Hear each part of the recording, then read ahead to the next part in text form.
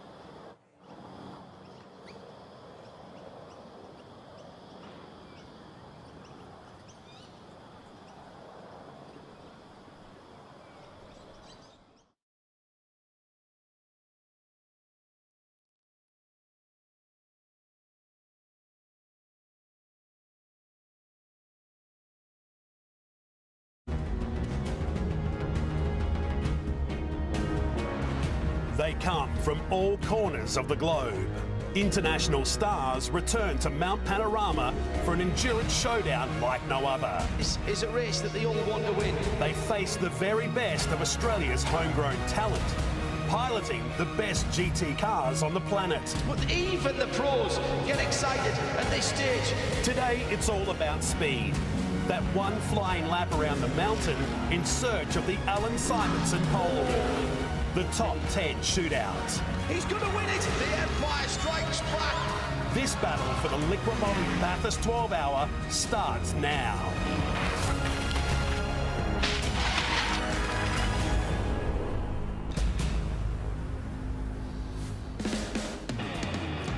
There is no greater test in Australian motor racing than Mount Panorama Bathurst, the perfect stage for the Liqui Moly Bathurst 12 hours of 2023. We love coming out here west of Sydney, across the Blue Mountains. We've been greeted this weekend with sunny shining skies, no rain on the horizon, and what is set to be a fast 12-hour race tomorrow. But today, it's all about qualifying. We're heading to the Pirelli Shootout, the search for the Alan Simonson Pole Award here today. And the vibe around Bathurst, I'm joined here by Mark Breda and Garth Tander in pit lane, is just fabulous. Huge crowd here already, Brett. It's got that Bathurst vibe about it. Chad, it is back in a big way. It is magnificent, this event. We love it. We've been coming here for many years now, and you look around and see the great crowds out here. It's a temperature in the mid-20s at the moment, and that's about where it'll stay today. We come here in summer, GTs, you know, and it's high 30s, 40s. It can be a really tough place to be, but these are perfect conditions, and the big names of motorsport have come here to enjoy it as well. How's the crowd around Valentino Rossi? That has been a phenomenon, and we're going to see the Red Bull Formula One car go around Mount Panorama. Yes. That, for motorsport fans, that's as good as it gets. So that's coming up in the first hour of our broadcast today. We're looking forward to a great day, and of course we've got qualifying shootout, Chad, and then the big race tomorrow. Everything's gearing towards that. But how good to have the rest of the world back here now, and this race is back to where it belongs, back to one of the greats. And Garth, in doing so, we've turned it back to being a pro racer. Last year it was Pro-Am, sharing it with the gentleman drivers. Not this year. It's going to be very fast, and that starts today in qualifying. Brett said it. It's back. The 12-hour is back, and it's back as we know it, a full pro race. Factory teams, BMW are back in a big way, Audi having a big crack. Mercedes have got an armada, a massive fleet of cars here. It's going to be on. I cannot wait to get into qualifying later today. We've got a new Pirelli control tyre that's a little bit faster than what we've had here the last couple of years, so we're going to see some really seriously fast lap times based on what we saw in practice just before we came on air. So it's going to be a great afternoon. F1 cars, it's going to be seriously. But we're all excited about I reckon these GT3 cars are going to give the F1 car a run for their money. It's going to be fast. As exciting. And would you believe it, it's actually a two-wheel star that everyone's here talking about. I'm also quite happy to say that we've got our international presenting team and commentary team back. So we've got Shay Adam back from the USA, fresh off the Daytona 24-hour last week. She's got one of the biggest names in world motorsport joining her. And guys, not going to lie, I'm a little bit starstruck by this one. Valentino Rossi, welcome to the mountain as a BMW factory driver. How cool is it to be racing here? It's great.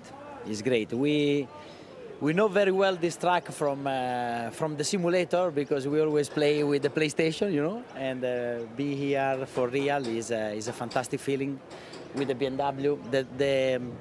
The atmosphere is great. It's a very Australian style, and the track is fantastic. It's really something special. It's very scary, but very technical, very fast, so I like. You're sharing the car with Le Mans winner Maxime Martin, Daytona winner Augusto Farfus, and they say you've just been a sponge, soaking up all the information and data you can. Is this just the coolest adventure for you? Yeah, I need to work hard because I spend a lot of time with the motorcycle.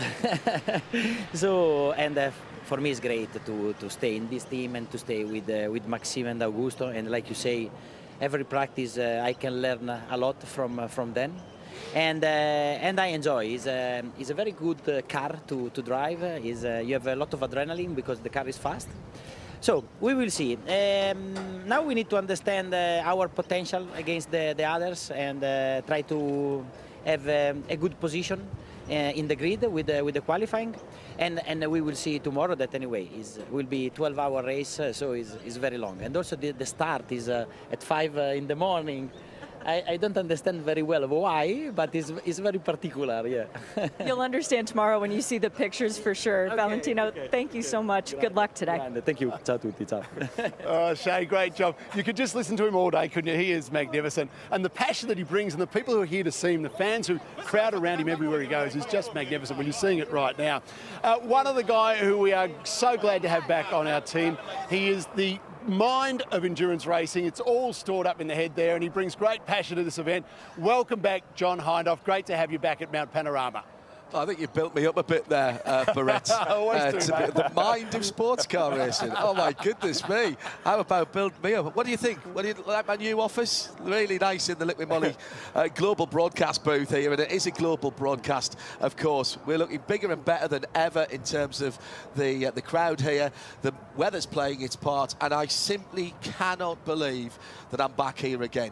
3 years. 3 years too long. Great to see you guys, and great to see the atmosphere that is auto mania, not just auto racing mania. It's not just about the race, it's about the philosophy and the whole of the automotive industry that's here, and celebrating that.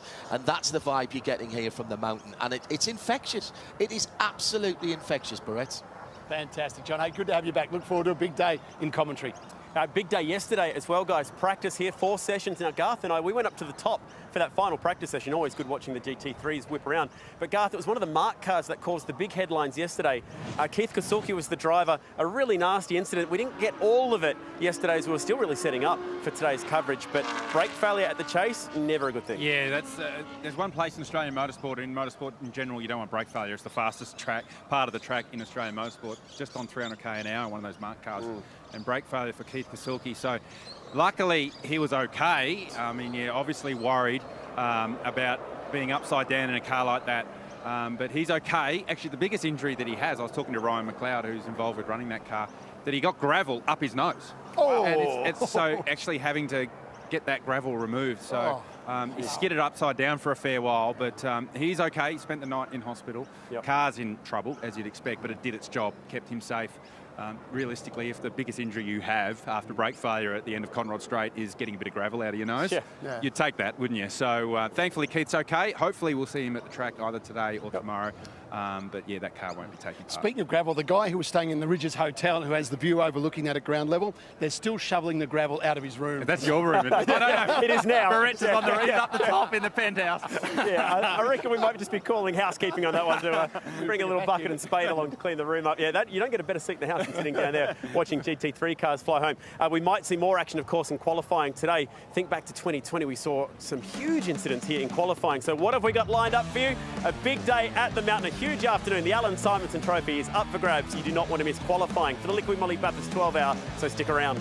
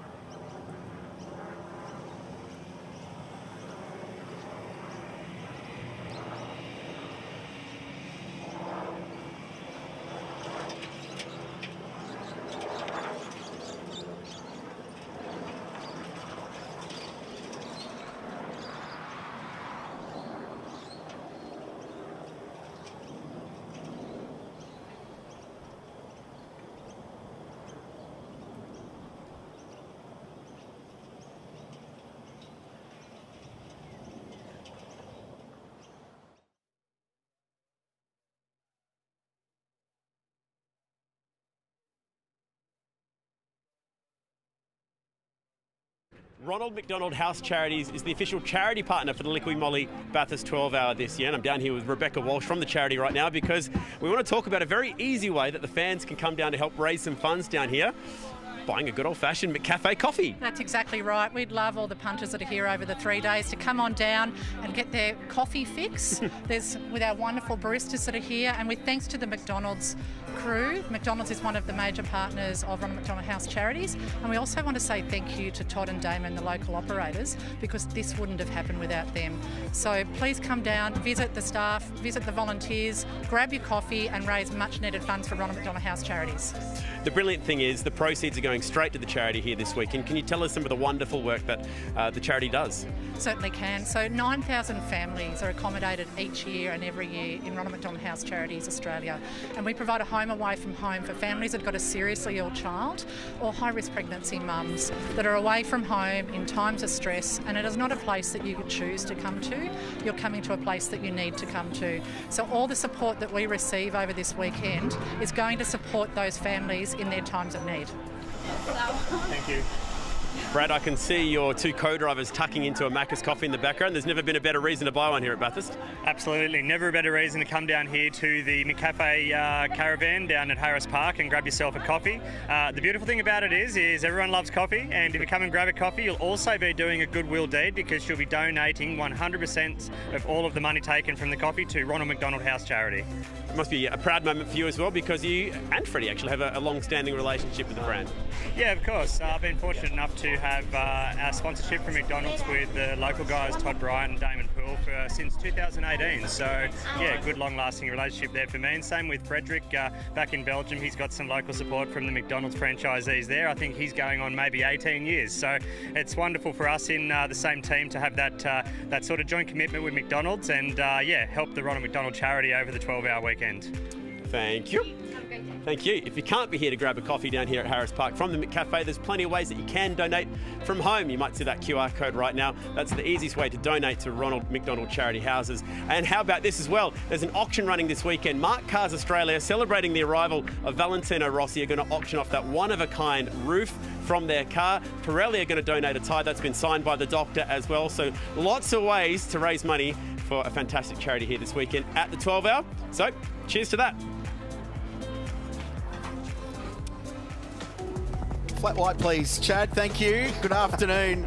There is a massive crowd here at Mount Panorama, comfortably the largest ever for the Liqui Moly Bathurst 12 Hour, in beautiful conditions, touching on 19 degrees here in country New South Wales. There are people taking helicopter rides. The Valentino Rossi merchandise stand is absolutely packed. The Liqui Moly merchandise stand sold out yesterday. There is an enormous amount of people here, and they have come to see the world's best drivers, some of the best cars, and a collection of racing talent that for the next couple of hours will entertain us, and we'll do the same all day tomorrow for what is the 20th edition of a 12-hour endurance race at Mount Panorama. Good afternoon, everyone. Richard Crail, John Hindhoff and Garth Tander with you in our central commentary position here on the mountain. In stunning conditions, gents, this is shaping up to be an absolute belter. We've seen close lap times, fast lap times so far, and it all builds from here. It doesn't get any better than this, Rich.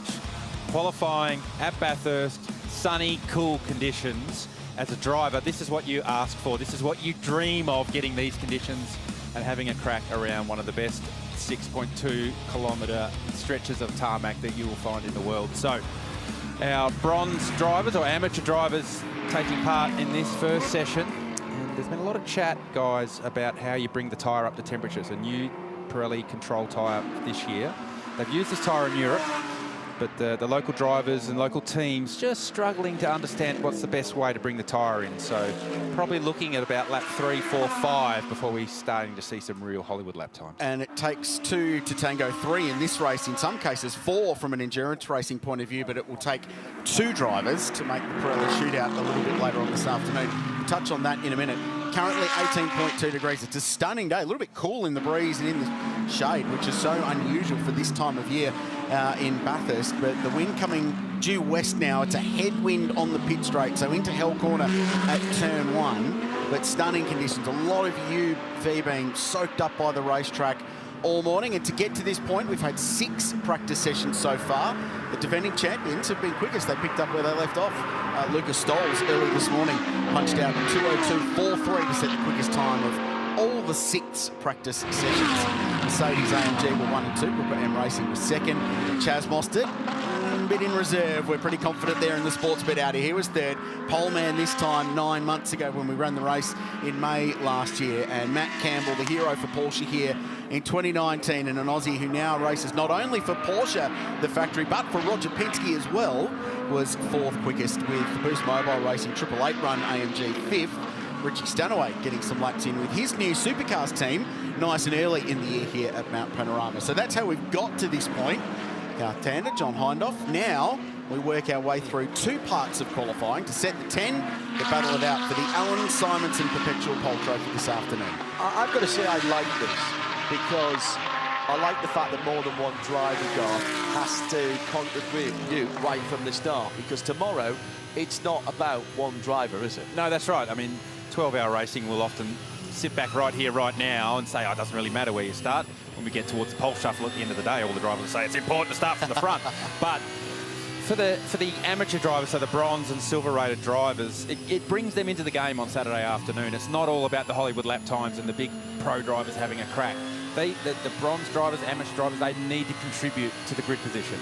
So it puts pressure on them, but it helps upskill, if you like, the bronze driver as well, because as I said when we just started this session, it doesn't get better than this. It doesn't get better than a brand new tyre and a GT3 car on a sunny day at Bathurst. So why not give them the opportunity to contribute?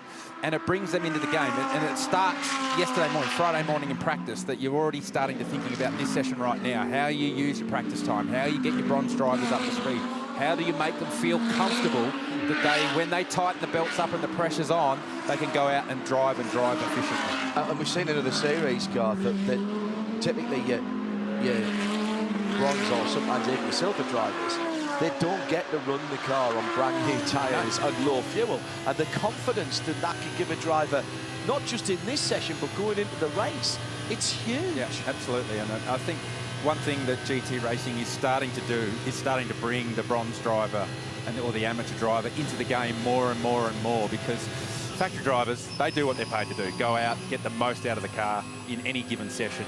But GT Racing is about that amateur element, that bronze driver element as well. So I think it's great. I'm with you, John. I think it's a great inclusion into the qualifying part of the weekend, and it brings them into the game. And for the most part, in GT Racing, not just here in Australia, but around the world, it's the amateur driver paying for it. Yeah. So it's literally their game of golf. Yeah. Rather than going and playing 18 holes, they jump in a GT3 car and go racing. So you need to give them some bang for their buck. They need to feel part of this process. And in the Pro-Am categories at least, it is their performance that determines how well the car goes. We expect the pros to do what they are doing. Quick look at a little squirrely moment for the 777 under braking, that Bend-sponsored car. And was that just getting underneath the back of the car in front and maybe having to over-brake there as the aero was coming off? I think a combination of a couple of things there, John. Too close, so that's Yasser Shaheen in the white Audi behind Liam Talbot. So too close at the start of the push lap, and the tyre's not up to temperature yet. I mean, this is now the first push lap, and we're not expecting to see the time now. So probably just over-committing too early in the session. And as you mentioned, John, the aero coming off the car, getting some aero wash in the dirty air behind Liam Talbot at turn 1. So you better to have that happen right here, right now. You can see now Yasser Shaheen's back right out of it, giving himself some clear air. Prep the tyre again, and it's the next lap that you want to start leaning on it and building more and more and more on lap 3, lap 4, lap 5. Now, there are nearly 90 extremely competitive racing car drivers in this field, but in this point of the weekend, I would argue that the most competitive among them all would be that guy behind the wheel of car 777, Yasser Shaheen. He puts so much energy into his motor racing, and he has become one of the quickest semi-pro, pro-am drivers in this part of the world. 2-time GT World Challenge Australia champion. You contributed to that. Last year, you won a couple of races with him in the local sprint series. Fiercely competitive, though. Early this week, he was at the Bend Motorsport Park circuit. He and his brother Sam own and operate in South Australia, pounding around in a Formula Renault 3.5 out. Probably the quickest racing car in the country right now. Getting training, getting himself match fit, ready to go. Oh, he takes it super seriously and super dedicated to it. trains really hard from a fitness perspective, puts a lot of work into his preparation. It was nothing when we were doing the Australian GT Championship over the last couple of years. It was nothing for me to get a text message from Yasser 11:30 at night saying, oh, what do you think about this? And that was just on a random Monday night. It wasn't on a race weekend. So always thinking about his racing, always looking to improve. And yeah, as you said, has the Formula Renault 3.5 car there to hone his skills, because that car's actually faster than GT car. He's going to go do some LMP2 racing in the Asian Le Mans series as well. So really looking to up his game. And to your point, Rich, I think he's probably one of the best bronze drivers, not only in the Southern Hemisphere, probably in the world. And he's got to that point now. What is it? Obviously, everybody's different. But what is it, Garth, that typically a non-pro driver will find? Where will they find the most time? Well, they all think that you need to brake as late as possible, and that all the lap time is braking late and later and later and later and later. But it's not. It's about keeping the flow up through this part of the track, keeping the flow up across the top of the mountain, and that takes confidence, takes time. So you need to, when you're working with an AM driver, is build their confidence up from the start of the weekend. So don't expect them to go out and lay it on the line straight away, but slowly bring them up to speed, especially across the top of the mountain here. Get them more and more comfortable. Tune the car set up so that the bronze driver is comfortable, because in this session, for example, your qualifying session is going to be determined by how well your bronze driver goes. Yeah. So the better and more comfortable your bronze driver is, that's where you're going to find the big chunks of lap time. When you stick your pro in, yeah, they'll find a tenth here and there. But your bronze, he could find 2, 3, 4 seconds over the course of a lap, which makes a huge difference to the cumulative qualifying time. Guys, a quick question for you. I'm just down here at the Makita Mercedes-Benz garage. That's Tony Bates Racing. And the car was back in the garage up on the high stands, even with weights underneath it to try and give it a couple extra inches worth of elevation. They put the car back right, put David Reynolds behind the wheel, and then the car drove itself from the garage area to the pit lane, to the fast lane, and out onto the racetrack. Now, I haven't been here for a couple of years, so I'll hold my hand up to that straight away, but I'm pretty sure that when you pull a car from the garage, it has to be on the skates, doesn't it? Sure. Race control will be keeping an eye on that, and we had a little run round the stewards room and race control early in the weekend. There are eyes little operational things that Australia versus the international rules that sometimes are a little bit different. So, and that can catch you out both ways. Like in Australia, in supercars, for example, if the session has started, you can drive the car straight out of the garage. Yes. But if the session hasn't started, then you do have to skate it out. Yeah. So there could be that where the team has got caught out and we could be operating under international rules. If we're operating under Australian rules, then they're okay. The question I have is, why is David Reynolds driving the car? He shouldn't be driving the car in this one. Well, it's as long as you're pro and you're AM. So that's a good point you make, because we should just elaborate on this. If you're wondering why you're not seeing the likes of the Works Audis, the Mercedes AMG, Shane Van Gisbergen, those guys, they'll run in a dedicated session a little bit later on. But as we touched on at the start, your qualifying order for this race, or to get into the top 10, is based on 2 drivers, 2 lap times. Add them together, so it'll be 4 minutes and 5 seconds, whatever it might be. So one driver runs now, one driver runs in the second part of qualifying after the Formula 1 car runs in a little 20 minutes or so from now. So it doesn't matter what order you do it in. They've elected to run Reynolds now, perhaps with clear track conditions. Let him run now, and then they'll run their second driver, combine the times in qualifying part 2. 14 minutes to go. Part 1 of qualifying for the 12-hour.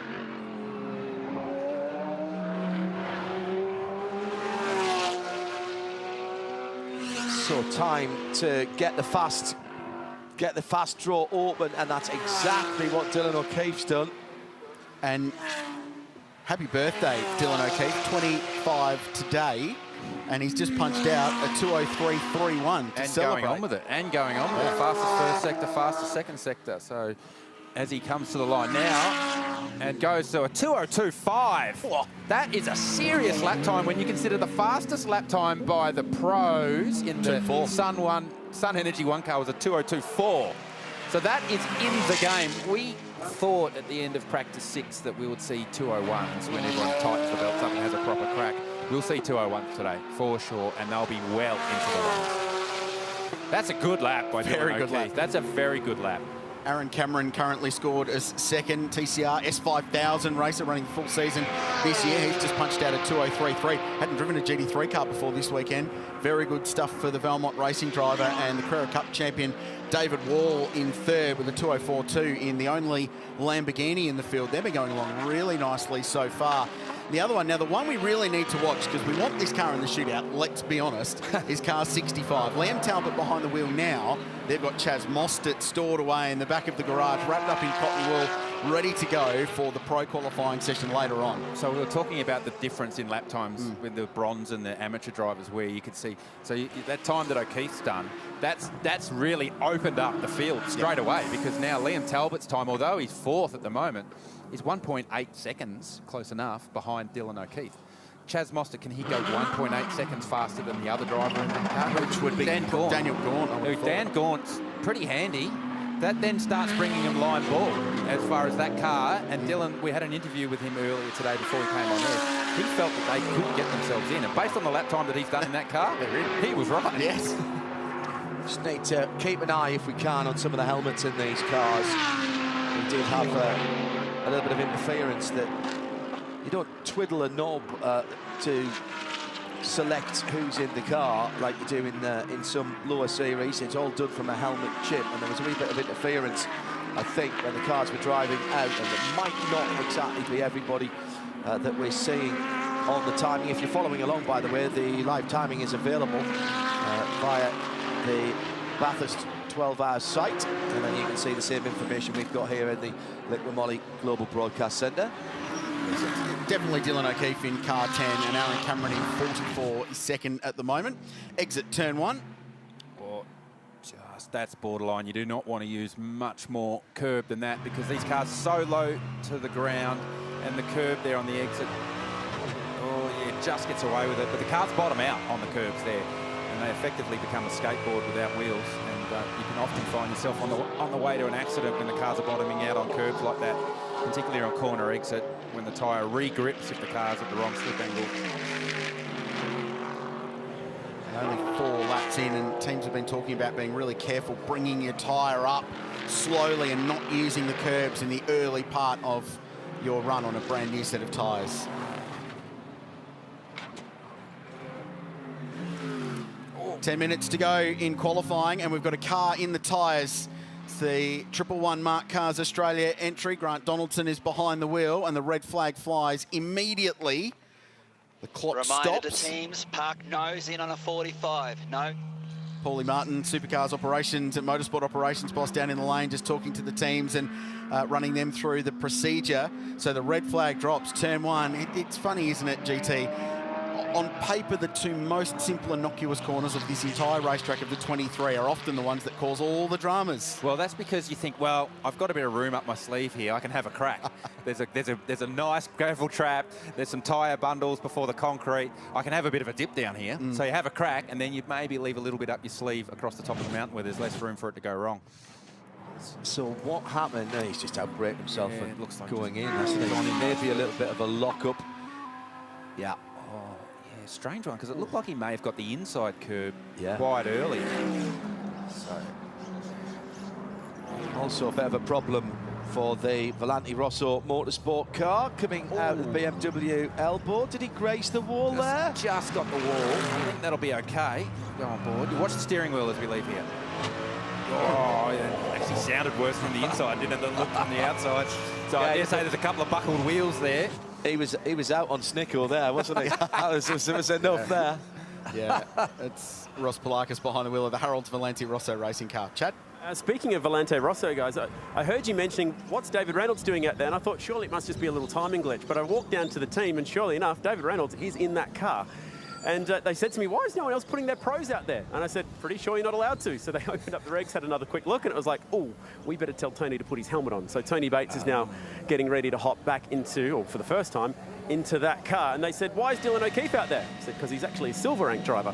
So there's a little bit of confusion down here in the pits. And also, I think that you'll find that is not Grant Denyer in the car at the moment doing those amazing lap times. That's the taller version of Grant, which is David Wall. Yes, the timing says David Wall, which is good. So 2:04.22 for the 2017 Carrera Cup champion.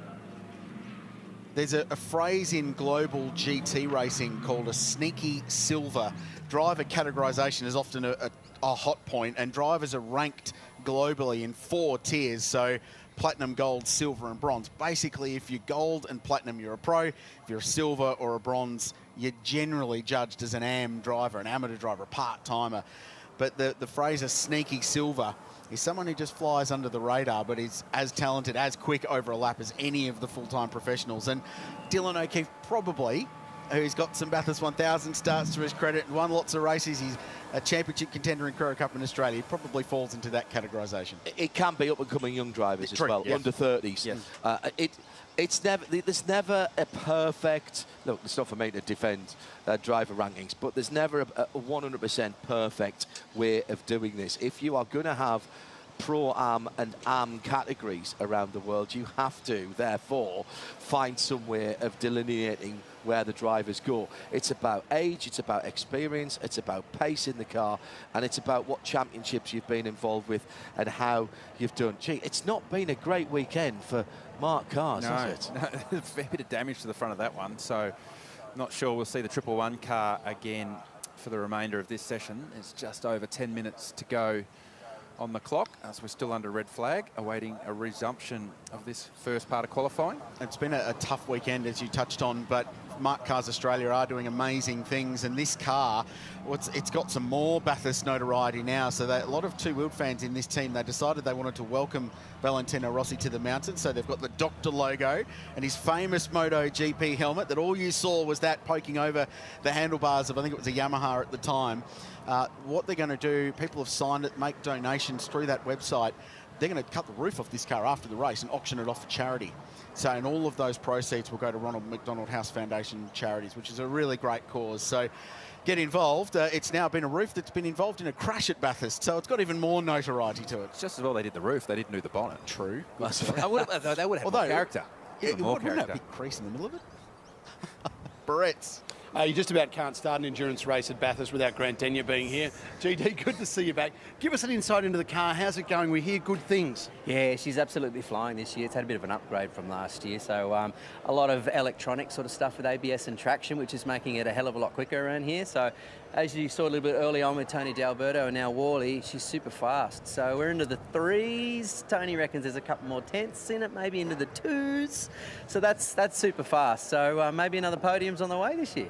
Nice. Feel like you could get a good result this year? Yeah, I think so. You got to remember, there's 4 drivers, and not all of us are as fast as the other 2. I don't know who I'm talking about. No, you're good. But, we know how good you are in these races. Yeah, but my smile's nice. But anything can happen, mate. And look, we're in the silver category, so we're right amongst it. And yeah, every chance in the world. I love this place. Man, I think it was about my first race here. I slept in a Corolla in the back seat for the weekend, yep. and now I'm driving a Lamborghini. So the circle of life's pretty good, Brett. Good. Tell us about this place. What do you love about it? It's just the commitment. You know, there's a reason why Rossi's here, man. You know, he's done everything that you could ever possibly imagine in the sporting world, yet this is so high on his bucket list, and that's just the appeal that this place has. You know, it's bloody terrifying, I won't lie. Like, driving these things around here these days is so fast. The commitment is next level, and you're all very aware of the danger when it can go wrong, but that's also part of the appeal, you know. Why do people go skydiving? Why do they go rock climbing? You know, it's just you like to put a toe over the edge and, you know, to let yourself know that you're feeling alive, and you feel alive when you do a lap around Mount Panorama. What about the thought of you bumping panels with Valentino Rossi out there? I reckon that, mate, even if he punted me into the sand trap, that would still be probably the greatest moment of my career. You know what I mean? Like, what an honour. Like, I got people coming up to watch this race that have never seen me race before in my life, and the only reason they're coming is because he's here, which hurts. GD, good to see you, mate. Have a great weekend. Stay safe. You too, mate. All the best. All right, Chad. Yeah, I've got Dylan O'Keefe down here, Brad, who's done a really nice job in this session, driving the Audi R8. The experience with the car from that session and getting a lap time out of it, how was that? Yeah, car's really good. I was just looking forward to getting some low fuel and new tyres, and we put it together. Car feels mega. Credit to the Audi crew and this New Zealand team we put together. So lots of fun. You know, nothing better than driving a GT car around the mountain.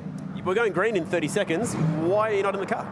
Well, we only allocated 1 set of new tyres for this session, and I feel like I got the most out of them. So no point throwing another set on just because. But it's probably a couple tenths in it, but who knows? Just leave it as it is. The car's quick, and our focus is tomorrow, of course. Hey, Dylan. Happy birthday. Yeah, thanks, mate. Good way to spend it.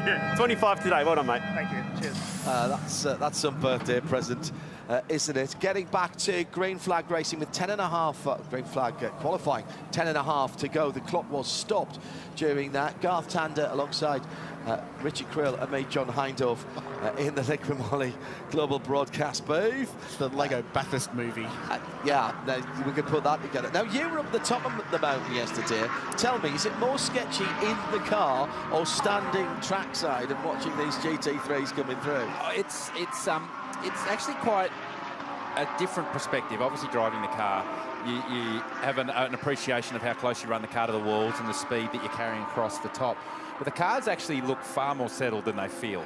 Like when you look at the outside, the cars are settled and they're sort of, you know, doing what you think they should be doing. But when you're sitting behind the steering wheel, you are hanging on. Like Grant Denyer saying, this joint's scary. And then you got Valentino Rossi, who's to do 350k an hour on a MotoGP bike, for him's nothing. And he comes to Bathurst and goes, this joint's scary. So it is serious commitment from this point of the racetrack right here all the way across to the exit of Forest Elbow. So in the car, it feels like you are hanging on, whereas from the outside, it looks like the car's calm, just doing what it needs to do. Do they look quick, though? They look quick. They do look. Actually, this point right here, where we came and stood right at the apex of Skyline there, and both cars are driving under your toes. They look seriously quick there, and that's where a GT3 car feels very fast. It carries so much speed across the top of Skyline. A couple of people, Pirelli, joining us late, for which obviously they will get demerits. Quickly run through what we're seeing here for the next 9 minutes and then what happens afterwards. So somebody has used the hashtag B12HR. Mark Urban says, can Krilsey explain the qualifying format to me as if I was 5? Well, that's how I think of it. So, yeah, I'll try. So, 2 drivers, they set a time. Some of them do it in this session. There's 40 minutes after this. That's when you'll see all the pros. So, let's say 888 Racing, they'll run 2 drivers in that car. They'll each set a lap time. They'll be combined together. Lots of great charitable efforts going on this weekend. This is another one of them. It carries on from where they left off last year in a Porsche, a team with Craig Lowndes, and it always gets plenty of attention at this place. And Scott Taylor Motorsport raising money for the Prostate Cancer Foundation of Australia. Jeff Emery shown behind the wheel, another driver you've raced an Audi R8 with and had success with. They're raising money for that great cause. They raised over 60 grand last year. I'm told by Lara Lowndes, who's rattling the can in the back of the paddock, that they're rapidly approaching that as well. So terrific charitable causes going on around this precinct, and the sheer number of people here this weekend as well will make sure both of those great causes are successful. Speaking of successful, the Boost Mobile entry has been quite quick all weekend long, and it's got Prince Jeffrey Ibrahim behind the wheel. 29 years of age, hails from the Johor region. He's part of the royal family in that part of the world, bottom of Malaysia, not far from Singapore. Beautiful part of the world. There's a good racetrack there as well.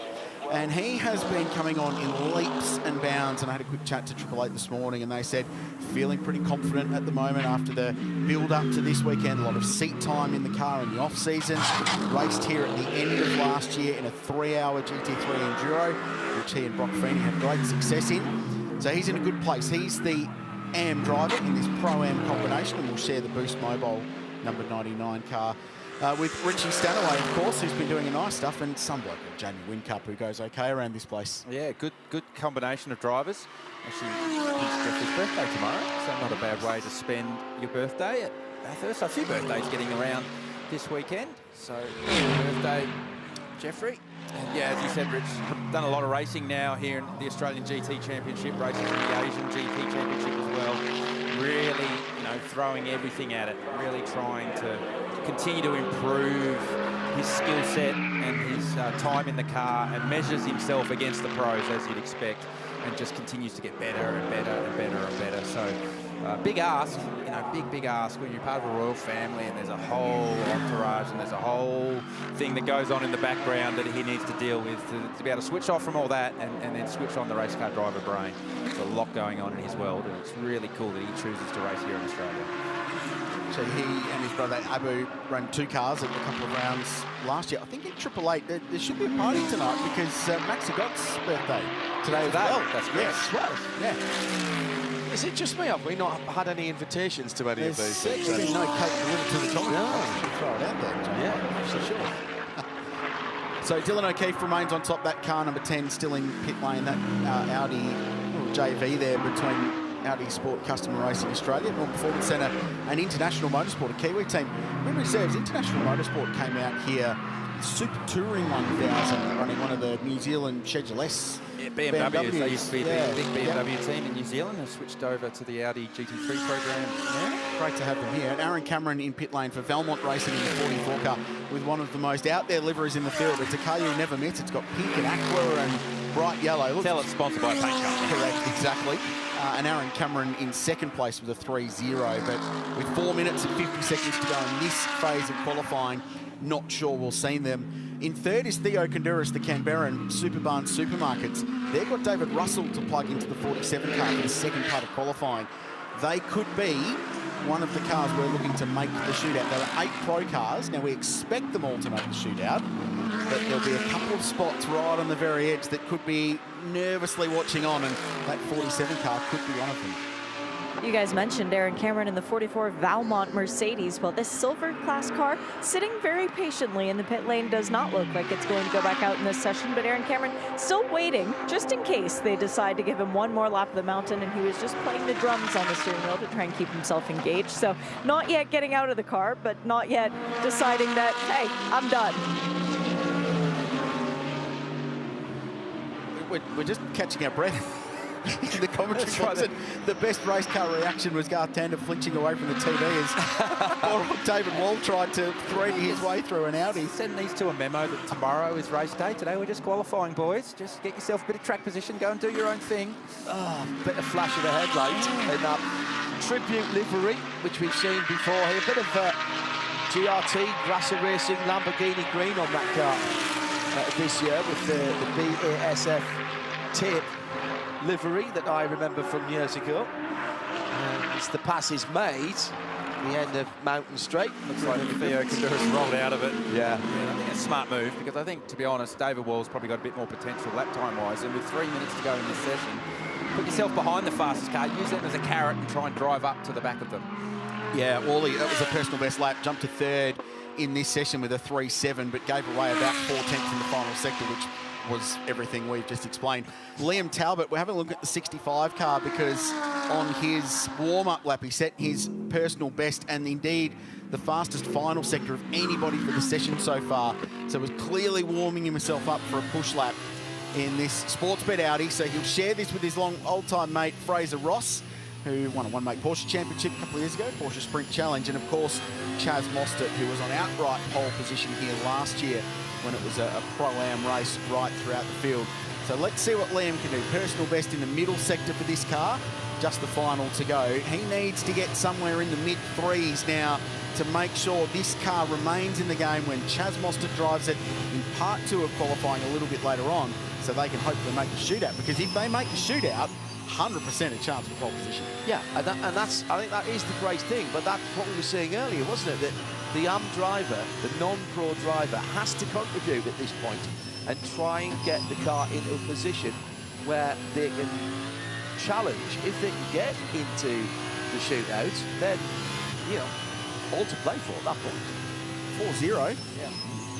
I reckon that's about as quick as Liam's ever gone around. I reckon we'll be seeing a lot of personal bests in this session for the bronze drivers. Here's a replay of Liam, and I noticed, so the first sector wasn't strong on that lap, and I think that's evidence as to why. It's a big taily moment. He could not get any closer. Can we have Snicker on that one as well, please? No, I reckon there was no noise on Snicker. Let's listen on the onboard. Yeah, so you can hear how early he picked the throttle up, and the Audi, from memory, just always gets a little bit taily leaving the cutting there. So we were talking earlier about the pressure is on the bronze drivers, it's on the amateur drivers. There you go. There's some video evidence how hard they're leaning on the car now, because Richard Quayle has requested a 3.5 from that car, and Liam Talbot's delivered a 4.0. So now he does a personal best in the first sector, obviously tidied up the cutting, and he's on with it. It's David Wall. If Liam's listening to what I've got to say, there's some serious problems going on there, because that means absolutely nothing at all. Hey, the most impressive thing I've seen and heard in this session so far is you describing something as aqua. I mean, Richard Quayle. It's not just a band, it's a colour. Here's Wally over the top. Focus, please. Sydney Sider runs a really successful race team based out of Sydney's inner western suburbs. Wall Racing now. They've looked after Adrian Deek's GT program. He owns this car. As Grant Denyer mentioned before, it's had a big upgrade coming into this weekend. The reason they've added the bright green to an already out there livery, which echoes the old BASF Porsches of the 80s, is a bit of a nod to the factory Lamborghini colours. And they are the bright green, the Lamborghini going into IMSA GTP racing next year. V10 screaming through the chase. Wally on a very good lap. This guy is remarkable in his ability to continue notching up championship results in Porsche Carrera Cup as the checkered flag drops. So he's third at the moment, personal best middle sector. Should be a low to mid 3 for a Lamborghini that's been on song since practice 1.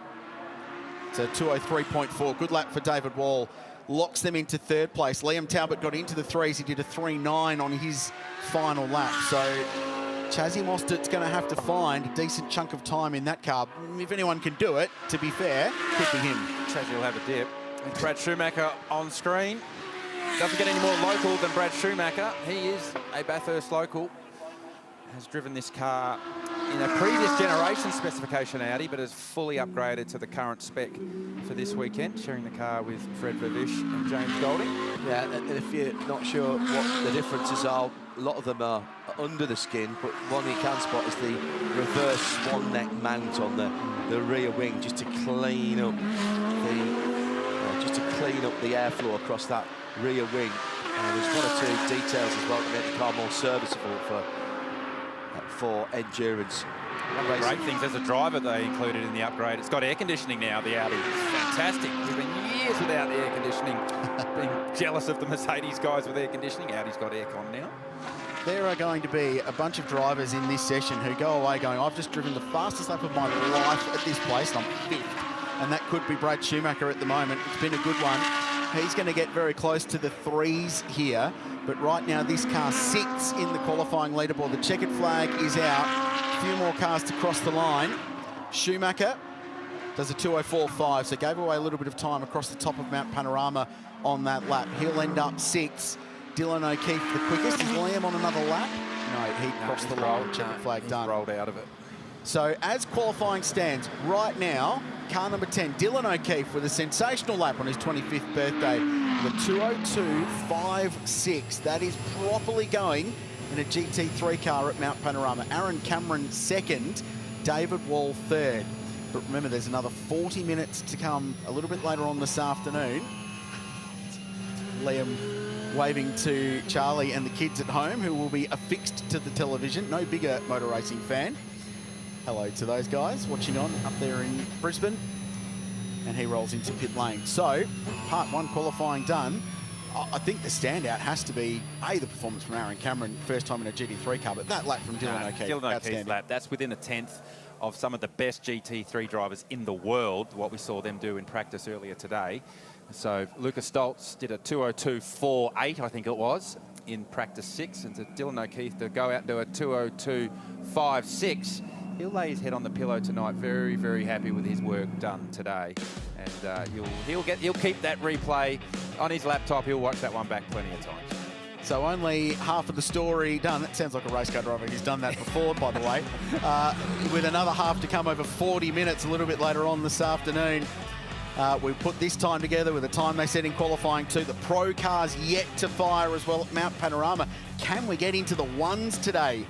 Well, 2:02.5 already. The potential is definitely there, and some teams in practice keeping their powder dry for the Alan Simonson Pole Shootout a little bit later on this afternoon. So a good start to qualifying. It's going to get better. Cannot believe we're saying this, but Liam Lawson, young Kiwi, is about to drive an Oracle Red Bull Racing Formula 1 car at Mount Panorama. Yes, folks, F1 on the mountain. It's coming your way right after this break.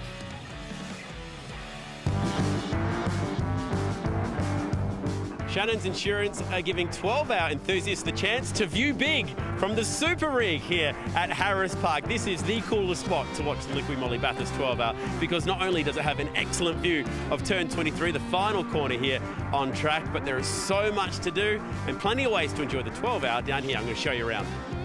Yes, at 26 metres long, 8 metres wide and 8 metres tall, it's easy to see why we call it the Shannon's Super Rig. It's been specifically built for event platforms just like this one to travel all around the country to support motor racing events. We're going to see it popping up at more rural events just like this one here at Mount Panorama. Best part about it, well, it's got some free racing simulators so all the fans can get in there and have a crack at trying to be their very own version of Shane van Gisbergen. You may even catch a glimpse of the famous Shannon's Go-Go-Mobile at some of the events around the country. And of course, it's got rooftop access for elevated viewing, the best way to take in any motor racing event. There'll be some classic videos, historic motor racing and motoring commercials. There's memorabilia, everything that you need to enjoy your weekend here at the Bathurst 12 Hour. But it's not just here, you'll be able to catch it at all kinds of events around the country. They expect to get 30,000 people through here at the Australian Grand Prix alone. So it's one awesome way to enjoy your weekend at the races. But if there's one thing that Shannon's has become known for here in Australia, it's running some awesome competitions where you can win seriously big prizes. And the latest one that's running at the moment is a trip over to Goodwood. So if you're thinking about getting a quote or maybe even signing up for the Shannon's Club, you can definitely win big. Here's some more information. Are you a motoring enthusiast? Shannon's are giving you the chance to win a trip for two to London for the 2023 Goodwood Revival. The 11-day trip includes airfares, luxury accommodation, car hire, Goodwood Revival hospitality tickets, and $10,000 spending money for eligible Shannon's Club members. Plus, win the all-new Indian motorcycle Scout Bobber. Get 10 entries when you take out new Shannon's insurance on your special car, spouse's car, daily drive or bike. And 5 entries for new Shannon's home insurance. Call Shannon's on 13 46 46 or go online today.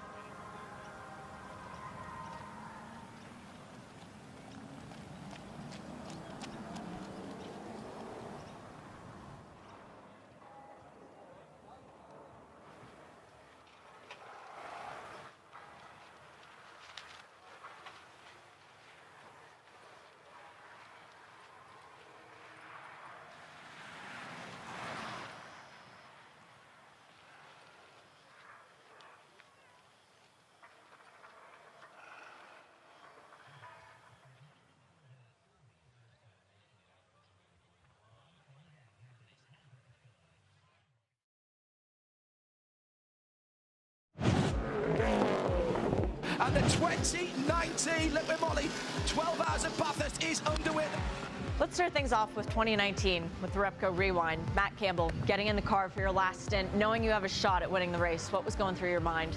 Yeah, I think it started probably 5 minutes before I got in the car, putting the helmet on. And Earl came up to me, obviously team manager and owner, and he said, look, you absolutely go for it. I don't care if we don't come back. Just try and do your best and see what you can do. And we knew we had a tyre advantage, and going into the last stint, we just had to try and get through the cars, which wasn't easy as well. There was a big, let's say, differentiation in the way that the cars were making their lap time. So lucky enough, it worked out. Obviously, very, very cool finish and everything like that. So very, very memorable. Making the pass at the top of the mountain, there's not a lot of space up there. No. What were you thinking? Funny enough, and I was speaking to Mathieu about this as well. We were doing the track walk on the Thursday, I think, and I said to the boys, believe it or not, this is actually a passing opportunity. It's quite difficult, but it can happen. And the boys, Mathieu will say that 2 laps before it happened, I was already trying to set the move up, and yeah, he saw it coming, let's say. So very, very cool, and there was no margin for error, and I was definitely going for the move. So luckily, it pulled off. Australia's international enduro. No way is he going to get through there. He's going to have a look into the elbow. He's had the look. He's made it stick. You've done this race many times in many different cars, but doing it in a Porsche and crossing the line, being the first Porsche winner of the 12-hour, what were your emotions like when you actually had that moment of relief? Yeah, it was super special. I mean, Porsche had never had a victory at the mountain or anything like that, so to finally pull it off.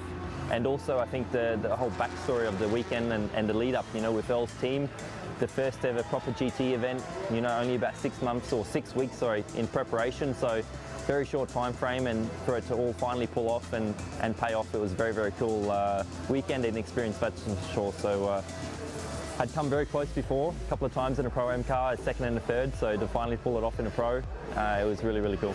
Back to the mountain again this year, this time with Grello on your side. What's it like driving such an iconic livery? Yeah, obviously we stand out on track, that's for sure, and iconic livery. Obviously well known on the Nordschleife, now coming to Bathurst, so that's very cool.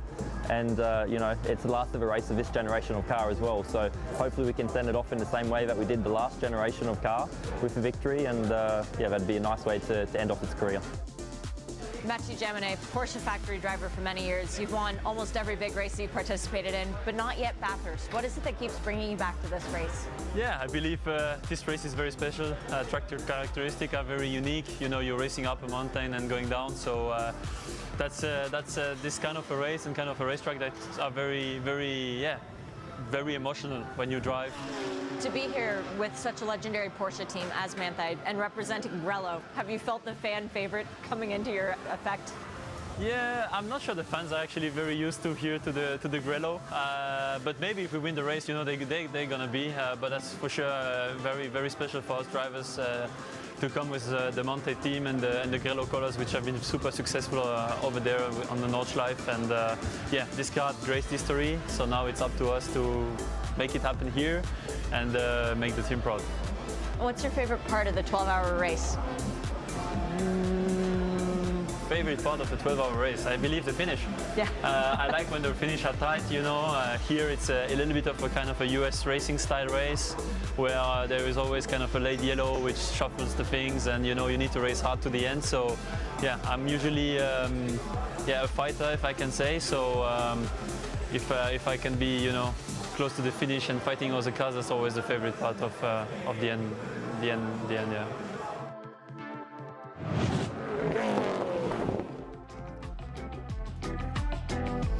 Yeah, he is young, fast, and one to watch this weekend at the 12-hour. A former winner of this race and doing fantastic things on the world stage. And what a cool combination that is to see him with Manthey Racing. Grello is here. It is a formidable sight at the Nürburgring. It's going to be a formidable sight here this weekend at Mount Panorama. I've got Garth Tander joining me, Chad Nailon in commentary, because Garth, we teased it before the break, and we have Liam Lawson strapped in and ready to go. This is pretty cool. It's not often. I mean, McLaren came here years ago as part of a Vodafone activation to show the F1 car around here. But to have Liam Lawson, Kiwi, who probably watched a lot of Bathurst growing up as a kid, the opportunity to have a crack in a Red Bull car around the mountain. Well, I'd love to know what's going through his mind right now. I do know what was going through his mind earlier today because I did have a little chance to catch up with him to gauge his thoughts here driving an F1 car around Bathurst. It's one of the big draw cards for the Liqui Moly Bathurst 12-hour this year. A Red Bull Formula One car around the mountain. What an absolute treat, and a real treat for Liam Lawson, the lucky man who gets to drive it. You're from this neck of the woods down in New Zealand.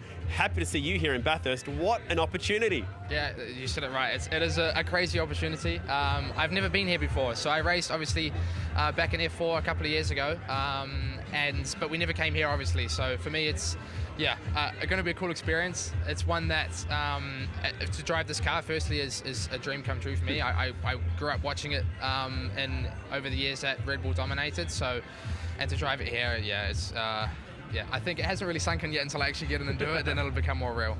What's been the preparation for this, and what can we expect to see from you on this run? Because there's obviously some limitations at play here. Yeah, exactly. It's a demonstration run, so to show people the car, what it sounds like, what it looks like. I'll probably stop and do a couple of burnouts and things like that. But hey. we're not here to set records. So as much as that would be cool, we got to limit ourselves. I got to limit myself. And just enjoy the experience really, because it's going to be cool. Like you mentioned, your first time here, you're going to get a lap or two in this thing, but surely you must be thinking, gee, I want to race here one day. That's it, yeah. So I just cut a couple of laps my first time in the safety car around here. And honestly, mate, it was just one of the coolest things I've ever done, to be honest, to just drive anything around here. So I'm excited to do it on this, and one day I'd love to come back here. Whether I can do a co-drive or something like that, that would be really, really cool for me. So now that I've done it, and after today, I'll be wanting to come back. Cool, very cool to have Liam here to do this. I cannot wait to not just see this thing, but definitely hear it. Yeah, and it is ready to be fired up here at Mount Panorama. Actually, as a matter of fact, that glorious V8 sound was heard here earlier today. There were that many people here keen to have a listen to this car going through its warm-up, so the Red Bull mechanics, in all their glory, decided to throw in a little party trick. Now, this was earlier today. Have a listen and a look at this.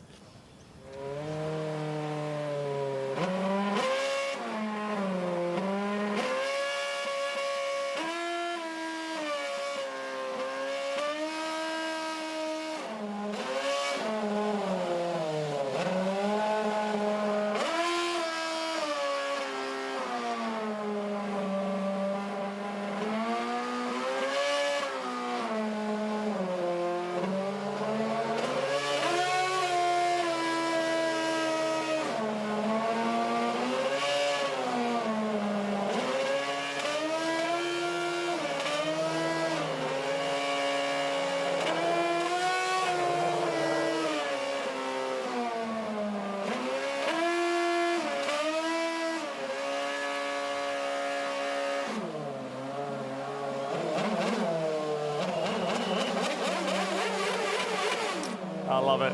It's so good. Yeah, it was block your ears, kid sort of stuff down there in the pits earlier. Now we can hear it ripping up Mountain Straight. How good is this, Garth Tander? Been looking forward to this, as has this crowd all week.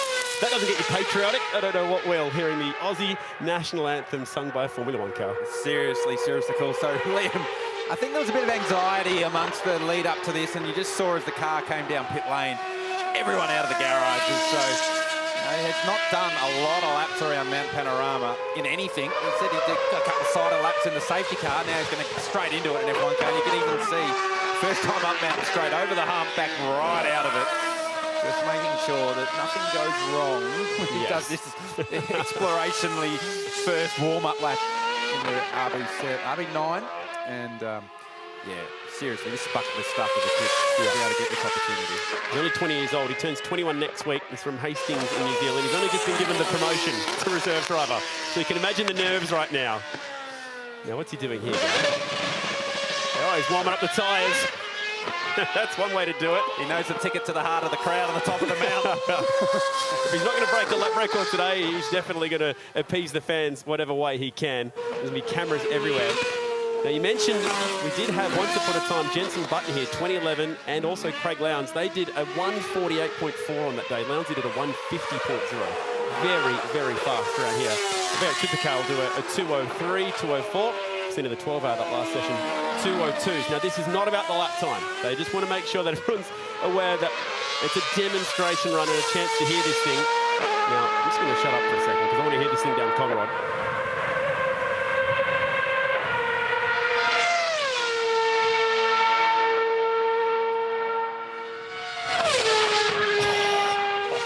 How cool is that?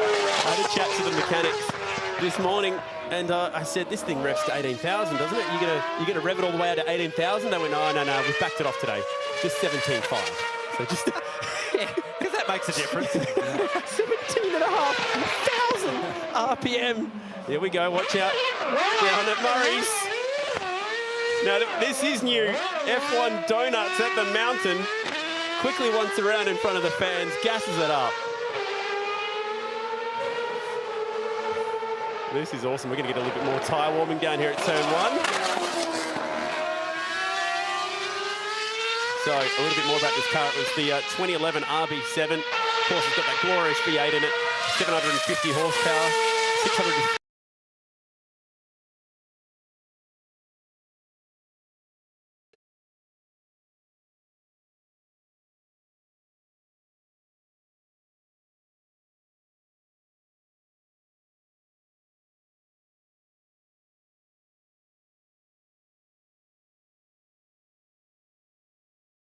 Racing GT3s.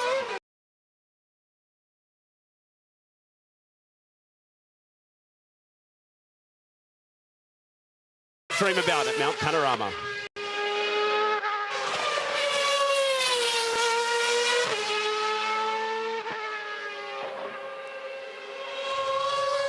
I mean, this is video game stuff, isn't it, Gus? Seriously, I mean, just you can see, just building up to it, and made the point that it's very much just a demonstration run. It's not about the lap time, but the race car driver's starting to come out, and Liam here starting to lean on it more and more. And I reckon you probably stop at every stage on every lap, just so we can't get the stopwatch out and just can't just do a sneaky iPhone lap time on him. So they probably stop at every point, at various different points on each of the laps, and maybe just do a burnout or two. I was curious to know if you can go flat across the hump at Mountain Straight. Through there, that's reasonably flat. On the out lap, it wasn't flat, but it was flat that time. I asked the guys what sort of setup have you put in it for a lap around Bathurst, and they went, well, you know, like we said, it's just a demonstration run, so very high ride height. Actually, we've been off-roading with it this week, so we didn't make sure that it was any different. They've been driving this car off-road around Australia. They do some cool activations, do Red Bull. There was some social media stuff that it was out on southern New South Wales on some tourist boats. What's he got planned for us here? Liam Lawson smoking up the rear Pirellis in an RB7 once or twice around.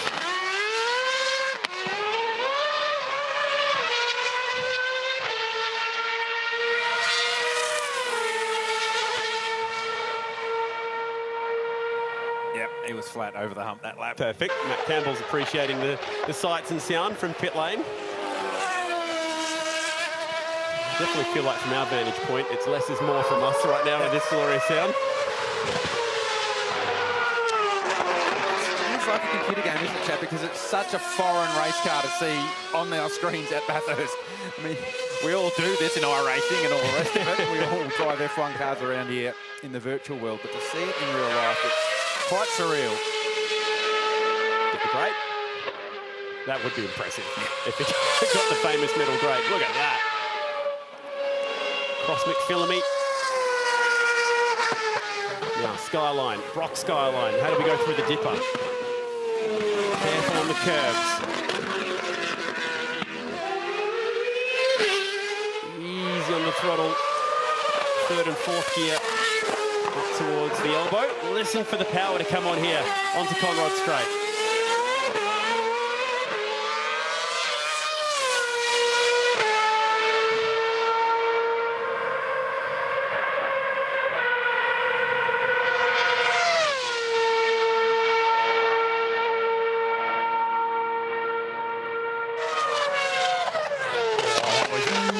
Deeper, much deeper into the chase. Yeah.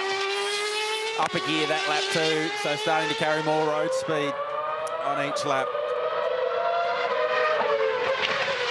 Go to the last corner at speed.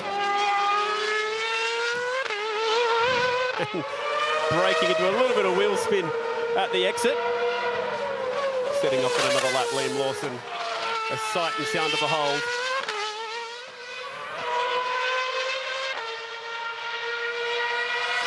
Young Kiwi Liam Lawson ripping up Mount Panorama in his Red Bull RB7. It's been a big 24 hours for the race team as well. They recently launched this year's car, the RB19, in New York City. They've also announced in the last 24 hours a rather massive partnership in terms of their engine department, Garth. Yeah, Red Bull Ford powertrains as they go forward into 2026, I think it is. Yes, so, yes, a big name coming back to Formula One, and there's some GM starting to talk about getting involved with potential with Andretti.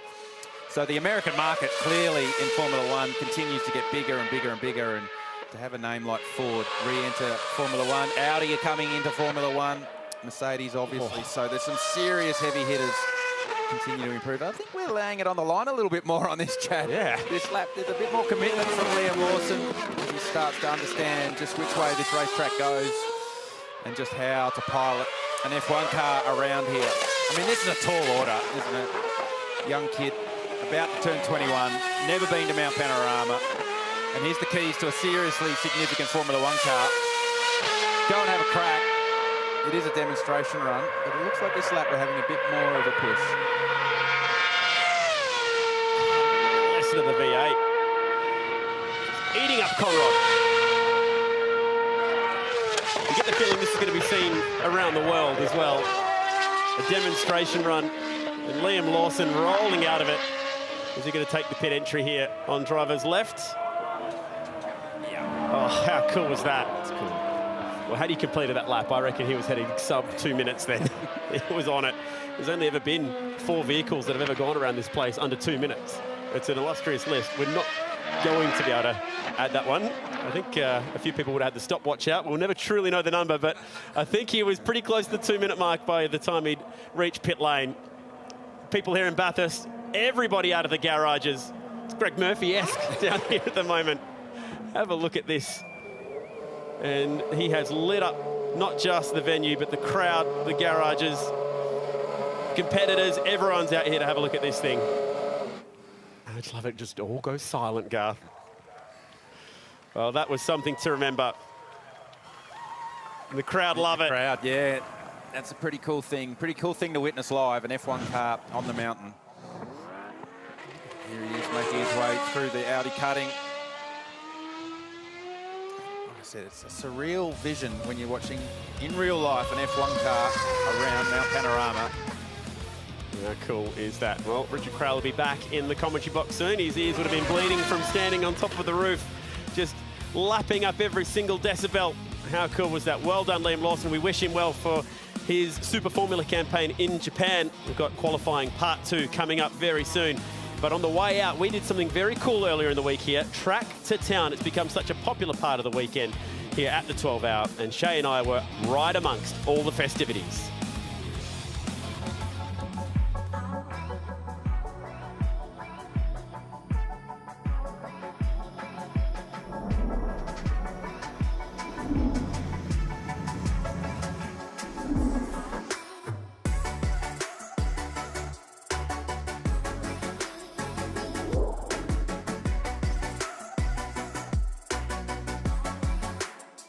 It is definitely one of the highlights of the Liqui Moly Bathurst 12 Hour. We've got the Track to Town, and I've got my own co-driver back here in Australia. Shay is back for pit reporting duties. Now, this is something that you're used to seeing around the world. We've only had it here since 2019. It's got the vibe back, hasn't it? Oh, it does, and it's bringing all the people out. I mean, I've never seen it this busy, this packed anywhere in the world. They do it at the 24 Hours of Spa. They drive all the cars from the legendary track down to the town center. They started doing it in America, too. We did it at Road America last year for the SRO weekend. All the cars in the field. Tell you what, there weren't this many fans there. When did this all start? Where was the first one you saw it? Because it's got roots back to the very home of endurance racing. Yeah, it's all started with Spa, the 24. It's a big tradition there. They get the whole field to come out. Drivers bringing their own cars down, a little bit different. Sometimes you find co-drivers sneaking into the second seats over there. But for here, this one obeys the laws. and still all the drivers come out because they want to be here. And you can see how squeezed it in right now because we've got all of the field, every single entrant in the Liqui Moly Bathurst 12 Hour. We've got all the fans. They're setting up at the moment for some ceremonies. They're going to have the driver signing session. All the big names are here at the moment. And have a look behind us. So it all started at the track. They did a lap first, Yeah. Joe. We were lucky enough to stand on the side of the road and watch the convoy come past. We tried hitchhiking, no one stopped to pick us up. I mean, I don't understand why, but yeah, the entire field. We've got plenty of GT3 cars out here, enough to keep all the fans happy, but then even more so, the drivers for the autograph session. It's a really weird sensation, isn't it? Watching these cars cruise at 40, 50 k's an hour behind police cars, and the New South Wales Police do an amazing job at chaperoning them around. But they look so different on the road. They really do, and they're jacked up. The ride heights are raised, everyone. I mean, you can see it on the cars. When the cars are actually on the circuit, there is no space between the wheel well and the actual wheel well. The Pirelli's given a lot of clearance here because the wheels have to move with the undulations of the street. So it is a lot that goes into making this happen. A lap around the mountain, then downtown here in the very heart of Bathurst. Well, Shay, you've come an awful long way to be here. What are you most looking forward to? Green flag Sunday morning. We start in the darkness. The first time all weekend, the competitors get to race the mountain in the dark, and it comes when it counts the most. Yeah, I cannot wait to see that dark start to the day. But right now, beautiful sunshine in downtown Bathurst. The cars look resplendent. Have a look at the people around us. This is when you know that the Liqui Moly Bathurst 12 Hour has truly started.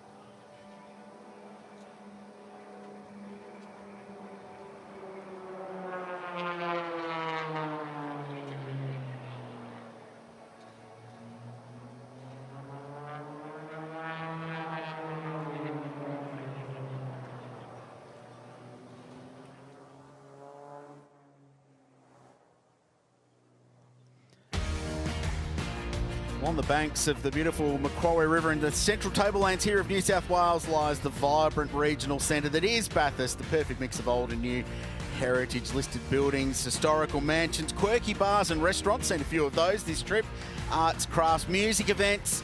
It really is one of our favourite places to visit and to go racing it. You've got to check it out. Even if you don't come here for racing, you can drive Mount Panorama, and above it right now, the Red Bull Air Race champion Matt Hall, cutting some laps of his own, not defined by any direction, up and down, left and right. He's having a great time.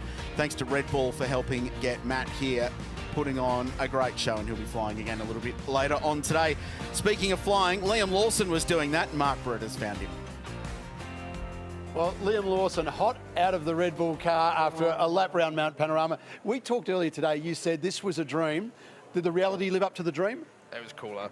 Honestly, it was cooler. That's probably the coolest thing I've ever done in my life, to be honest. It was, yeah, really, really cool. Obviously, I did one lap in a safety car this morning to get an eye for this place, but doing it in a Formula One car is just, yeah, it's completely crazy. So the first lap, I was honestly so nervous, but after that, it actually felt really good.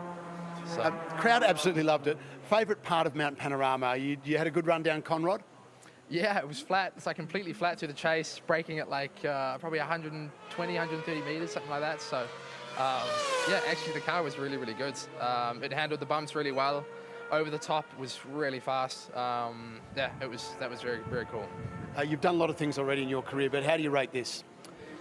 This is the coolest thing I've done. I'd say most special thing. I mean, driving, doing an official F1 session, like free practice at the end of the last year, is the biggest achievement I've had. But doing something like this in a car that I grew up, watching, is more special. So this is just pure fun. Pure fun, yeah, exactly. It was cool. Whisper, we might get you back here again for a race one day. I'd love to, honestly. I've like I said before, I've been watching supercars since I was a kid, so I'd love to come back and do a race one day. Listen, we wish you all the best. Big year this year. Enjoyed in Japan. Thanks for giving us all a great thrill here. No worries. Thanks for that. Thank you. Yeah, echo that, Barrett's. What a sensational thing, and the fans trackside absolutely loved it. And it's rare you can stand on the pit roof here at Mount Panorama and hear a car on top of the mountain, because it's 2 kilometres away. But you can, and you could then, with Liam Lawson having a really good time in the RB7 for Oracle Red Bull Racing, with Ford coming on board with that program in Formula One. Let's start the petition now. John Hindhoff, the Formula One Australian Grand Prix is one of the great sporting events. Keep it, absolutely. Another race here the week after. It's got to happen. Seriously, that was utterly special. Okay. Speaking of special, if you've never seen Matt Hall doing his thing, it is a sight to behold how they hang those stunt planes out of the air, defying gravity. It's quite extraordinary. Very fortunate to live in the centre of England. Sywell Airfield is right next to me, and the Blades stunt flying and aerobatic team should be based there. Really good to see. 40-minute session. All right, 40-minute session. Now, if you're just joining us, we've already had a session, so all of the cars have got a lap time against their number. Another lap time coming in now from another driver with another set of Pirelli P0 race slicks on it. Add those together, average them up, and then the top 10 go into the shootout. That's the basic version of what's happening.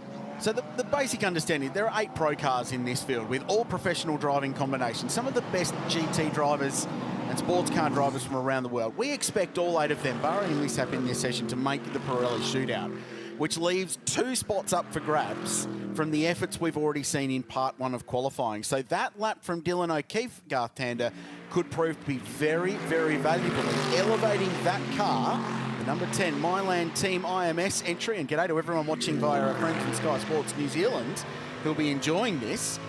There's a very good chance we could have some all-Kiwi representation, thanks to an Aussie, in the top 10 shootout this afternoon. You should have started to drop that in, didn't you? Well, that lap from Dylan O'Keefe at 2:02.5 to start with was a mega lap, like a seriously impressive lap. And it brought them right into the game to elevate themselves into the shootout. So realistically, the competition, one of the cars will be fighting for competition to get into those last 2, if you like, to get on the back of the all-pro combinations are the Dylan O'Keefe car and the car that Liam Talbot is sharing with Chaz Mostert. So we expect that Daniel Gaunt will be driving the car that Dylan O'Keefe set that time in. But O'Keefe's time was 1.7 seconds faster than what Liam Talbot is. So now Chaz Mostert has to go 1.7 seconds faster than what Dan Gaunt is capable of. Basically, yeah, that's to simple maths to work it out. So the battle will obviously be on in the first 8-9 spots with all pro cars. Just keep an eye on the back part of the top 10 as this session starts to wind down. The heavy hitters are out on the track, aren't they? The question will be, and Garth, you've been talking to the teams about this, just how the heat cycles are managed by the teams with this new minimum tyre pressure that's been put into the regulations this year here on Mount Panorama. Yeah, the general consensus is it's going to take 3 or 4 laps for the tyre to get into the ultimate operating temperature window where you can really lean on the car and get the most out of it. Now, in the past, it's been much, much hotter in February, so it's usually lap 2 or lap 3, but it's only 20-odd degrees here. The sun's out, it's a beautiful day, but it's much cooler than what we usually have here in February, so that's what's extending the warm-up phase for the tyre. Those that can get on top of it early and get the goodness out of the tyre quickly will certainly reap a reward. And who are we going to see starring in this show, gentlemen? Well, for the first 4 garages, it's all Mercedes world. We've got 2 surprises and 2 not surprises. Not surprising at all, Lucas Stoltz and Jules Gagnon sharing the Sun Energy One race winner Defender, number 75, in their sister garage. Another one that's not a surprise, the 999, that's the Mamba car from Group M. It is Raffaele Marciello going for another attempt at a pole shootout, and Mauro Engel, again, going for another attempt at a pole shootout. Both of those drivers, former winners of the Alan Simonson Pole Award. In the next 2 garages towards pit out, this is where the surprises come. The number 99, that's the Boost mobile machine of Mercedes-Benz. Number 99, the unlucky driver sitting on the sideline, that would be Mr. Jamie Whincup. And from the final garage on the pit lane, the 888, well, it's SVG who is sidelined for this, so he will not be getting another Alan Simonson Pole Award. Well, he might later on this afternoon, though, because that car could still qualify on pole, but it will have to be, it could be Maxi Gotts and Brock Feeney doing the job.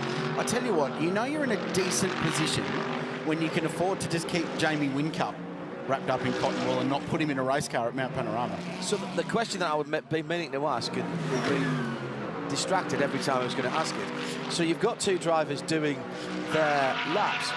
Do you have to use one of those 2 if you get into the top 10? So you could shuffle someone else across.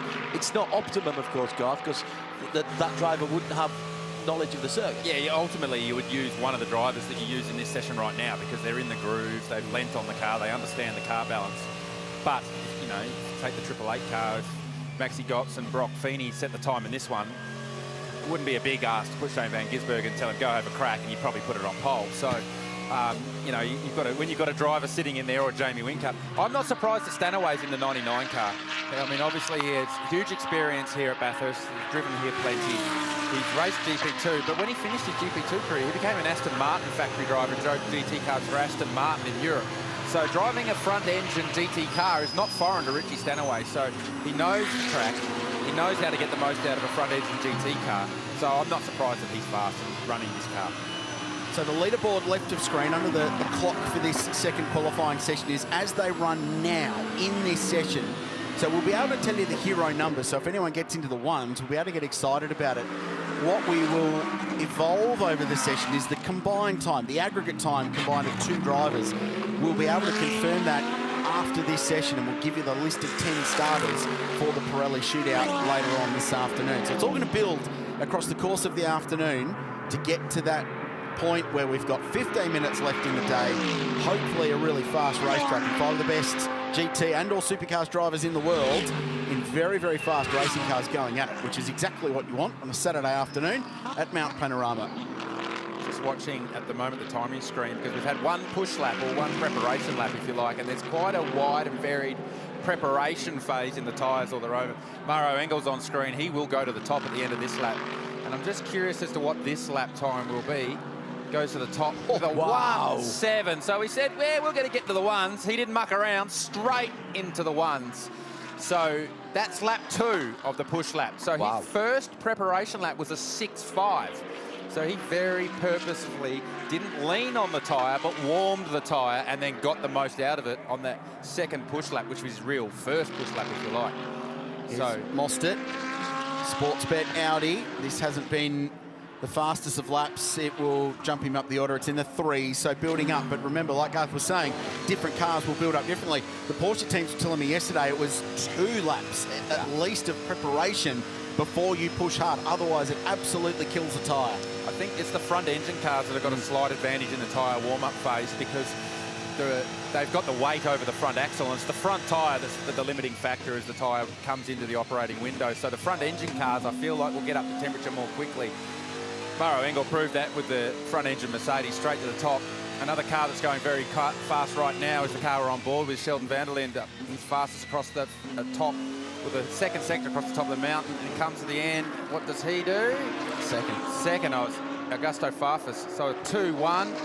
Van der Linde goes to the top, a 1-7. So we thought they'll be into the set. Ones just. They're going to go deep into the ones in this session as it continues to go on.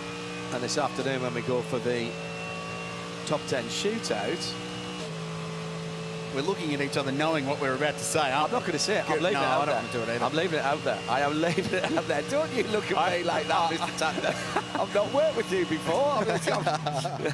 We're all thinking it. Lap record territory. 2:01.26 is the outright fastest ever official lap by a GT3 car in this trim, we might add, in Bathurst 12-hour history. Shane van Gisbergen in 2016. That lap from Sheldon van der Linde, and indeed before him, Maro Engel, it's the first lap in the ones at this location since, as Maro Engel goes quicker with a 1-0. Forget about SVG. That is the quickest lap by a GT3 car in 12-hour history, and there's more to come because Chaz Mostert's going quicker. Well, we wondered, we speculated, it is a new tyre. We thought it might be just a little bit too warm, but it's turned out that these guys, exactly what Garth Tender was talking about earlier on, they know the limits of these cars, and they've pushed it, Garth, right to the edge of the envelope there. Certainly have. That's a mega lap from Maro. 7/10 up on Sheldon van der Linde. Mostert goes to third with a 1-9. The general consensus up and down pit lane from the Australian teams, those that got the opportunity to test at other Australian circuits before they came to Bathurst on this new control tyre, that it was around 1.5 seconds a lap faster than what they'd been using here in Australia in the past. But we wondered, would they get into the ones? Yes, they probably would. Now we're going to say, are they going to go into the zeros? And based on that, it's doable. It's definitely doable. Absolutely doable. Hundreds off the zeros. Imagine doing a 2:01.9 at this place and being 9/10 of a second off the pace. That'd be pretty disheartening. I certainly hope. I'm gutted for him. They didn't tell Chaz Mostert when he crossed the line and was catching his breath after laying down a 1-9. Can you just find me 9/10, please? Well, you're third. The point I was trying to make before that happened was that the lap that Sheldon van der Linde did at 2:01.7 was the quickest lap we've seen here since Mostert's 2:01.9 that got him pole in 2018 in the shootout. So they've never got into the one since that moment, but they've just utterly destroyed that now. So a 2:01.05 for the vastly experienced German Maro Engel, who won the first ever Alan Simonson Pole Award, driving for Erebus Motorsport in the old Gullwing, the SLS AMG in 2014. Emotional scenes that day because he grabbed the trophy, marched it down pit lane and handed it over to Alan Simonson's old team, Maranello Motorsport. And g'day to Mark Coffey. I know he's down in Melbourne watching on, wishing that he had a car in this race, another Ferrari. Hopefully we see them back. So Engel, van der Linde, Mostert, 1, 2 and 3. Matt Campbell's gone to fourth in the Porsche, and rounding out the 5 is the Brazilian Augusto Farfus in car 46. He's 5th.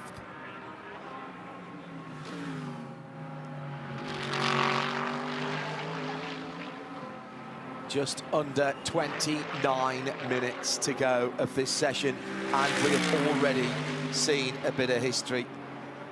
I'm still actually reeling from that, Garth. It kind of sneaked up on us there. Sort of run out of words because, yeah, I mean, we expected that it was going to be fast, but not on lap 3 at the start of the session will we see a 1-0. That's seriously impressive. Chad. Garth, I just wonder if this is also Maro's chance to let out a little bit of pent-up aggression from last year because the car was downtown getting an engine change 12 months, or not quite 12 months ago, back in May. and he missed out on happy hour here at Mount Panorama. So really cool to see what that guy is capable of when given the opportunity, because he's just such an ace. He's missed out on qualifying that car multiple years, actually, if you think about previous years that have happened. So a big chance to show what he's made of, and he's not disappointing. Chad, do you think it'll be, I mean, it'll be Raffaele Marciello, won't it, to run in the second part of this session to set the second lap time? Surely. I hope so. I mean, I'll go down there and I'll find out and see if they are going to... they'll put Raffaele in, but which one will actually get to do the shootout lap? I imagine it's going to be whoever's fastest will get the honour of actually doing the shootout, but it's nice to have the choice, isn't it? Yeah, it is. Can I just point out as well, gents, that wasn't all 3 fastest sectors. So the ultimate lap time from the times we've seen set, albeit from different drivers, is a 2 minutes .98.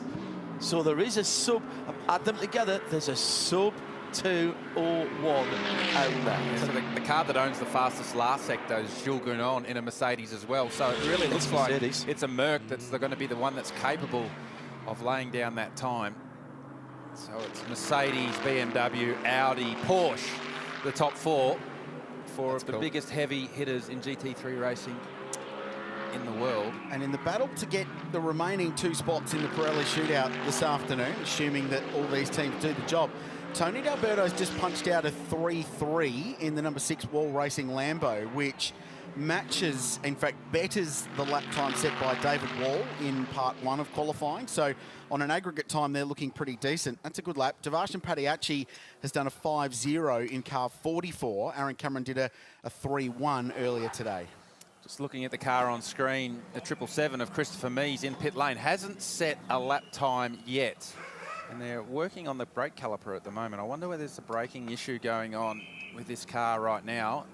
What they're working on right there is putting the bridge back in the brake caliper. So I wonder whether there's a brake pad change there for that car, which you do not want to be doing with 26 minutes left in the session, to be changing anything on the braking system. So clearly a feeling issue going on, that something's not feeling right.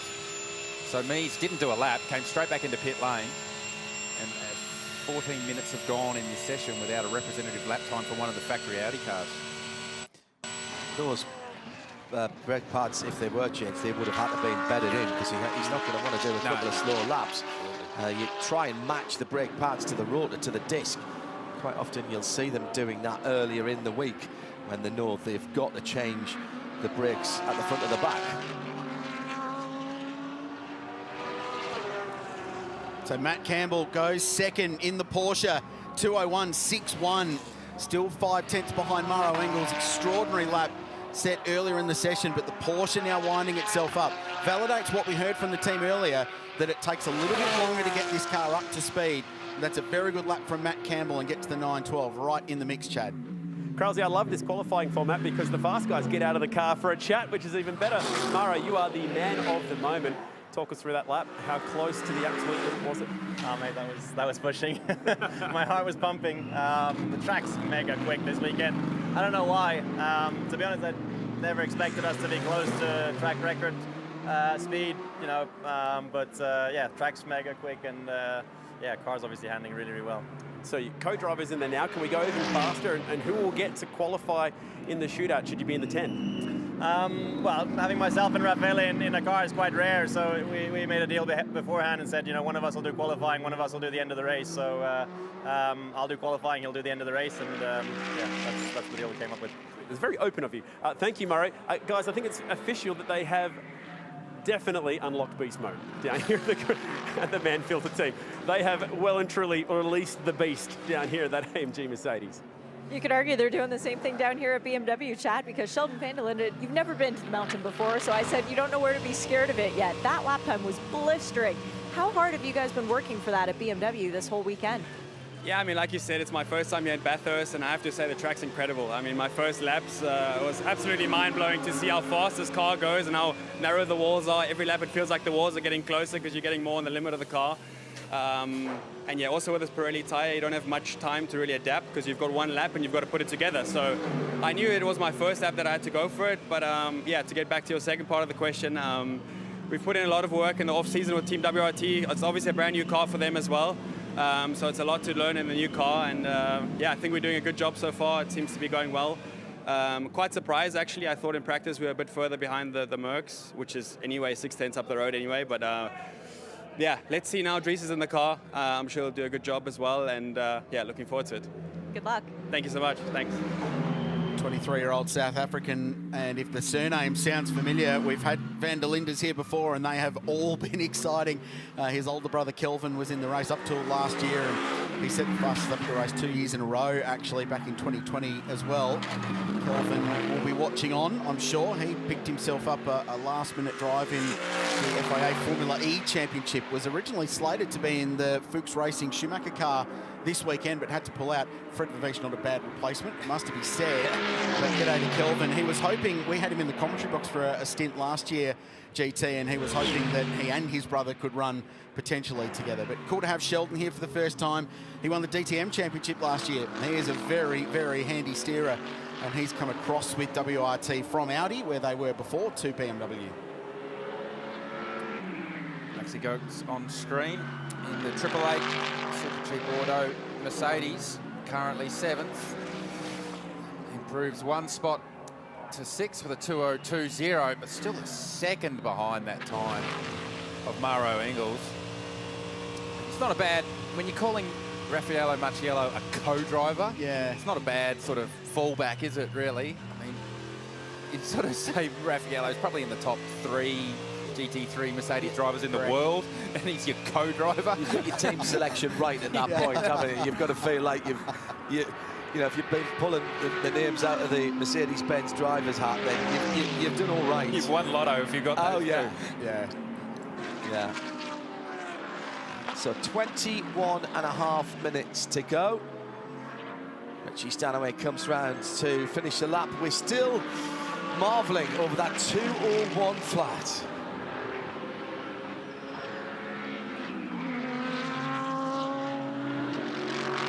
Starting to get a little bit of a read on second driver times now. So the pros will run 2 drivers in this session.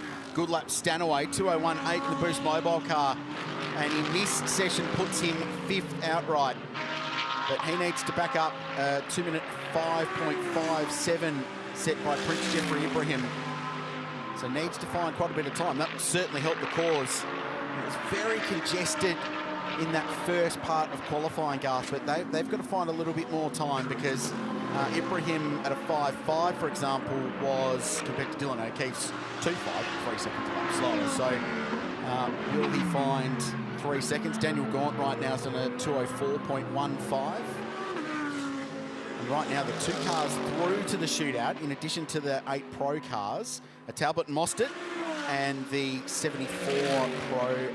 That's in Pro, actually, so I think it may well be the O'Keefe Gaunt number 10 Audi from International Motorsport. Follow that for you. Not so much more to come. So just a little holding pattern now in the middle of this session while everyone winds themselves up again. But looking at it in isolation, that's a great lap from Stanaway. And 888, and as you know all too well, have been almost trouble-free, flying under the radar in a way so far this weekend. Yeah, they have been, and certainly their GT program is continuing to build and build. When you start to compare them to the global teams like a Group M that have run GT3 programs for Mercedes-AMG for a very long time, all the way around the world. So they measure themselves against the best and continue to improve their GT program on a global scale. Well, we said we were back bigger and better, and we should have added faster to that as well, shouldn't we, when we opened earlier on today. This is absolutely incredible stuff. And let's remind ourselves, we haven't even started the race yet. We're setting the grid, and we don't quite yet know even the top 10 for the Pirelli Shootout for the Alan Simonson Trophy. Chaz Mostert's on a strong lap right now. Looking at the timing screen, personal best first sector. Very fast across the top of the mountain. The session best purple sector across the top. So we'll keep an eye on our timing screens there. On screen here, Alex Davison aboard the Scott Taylor Motorsport Mercedes. Here we go. Here's Chaz. We got traffic in the last sector. Does it get out of the way? Oh, Taylor. So I think a bit of aero wash, and you can see from the hand gesture from Chad, not happy. I think that was the New Zealand run, Audi, and Chaz, yes, gets track position, but that lap's gone. So frustrating when you get to the chase and you get traffic like that. So now you've got to clear your head, you've got to clear your mind, you've got another lap now, you've got to forget about what's happened in the past, put your head down and try and replicate what you did on that lap prior to getting held up. No, he's boarded this one. Yeah, there's some fair bit of frustration in that helmet right now. I think they're in. I think they're relatively safe. Having said that, we haven't had all the time to bank yet. There will be improvement in the last 17 minutes of this part 2 of qualifying. With Kamali Bathurst 12-hour at Mount Panorama. This is Chaz Mostert at the Scuderia Auto Art BBS chase. And traffic in front, gets up on that curb on the inside, but I think the damage might have already been done by that point. It was Daniel Gaunt in car 10. So it's not necessarily the car blocking the momentum of Chaz, but right there, you're close enough to be in dirty air, and it's the aero that you lose. So you're trying to carry momentum through the chase for the run down to the final corner. And it's not literally the car positioning, it's the dirtying the air. And I think Dan was trying to do the right thing and get out of his way, but probably didn't allow Chaz to get too close through the mid part of the chase. Craig Lowndes, we're just watching the screen and watching your car earlier on.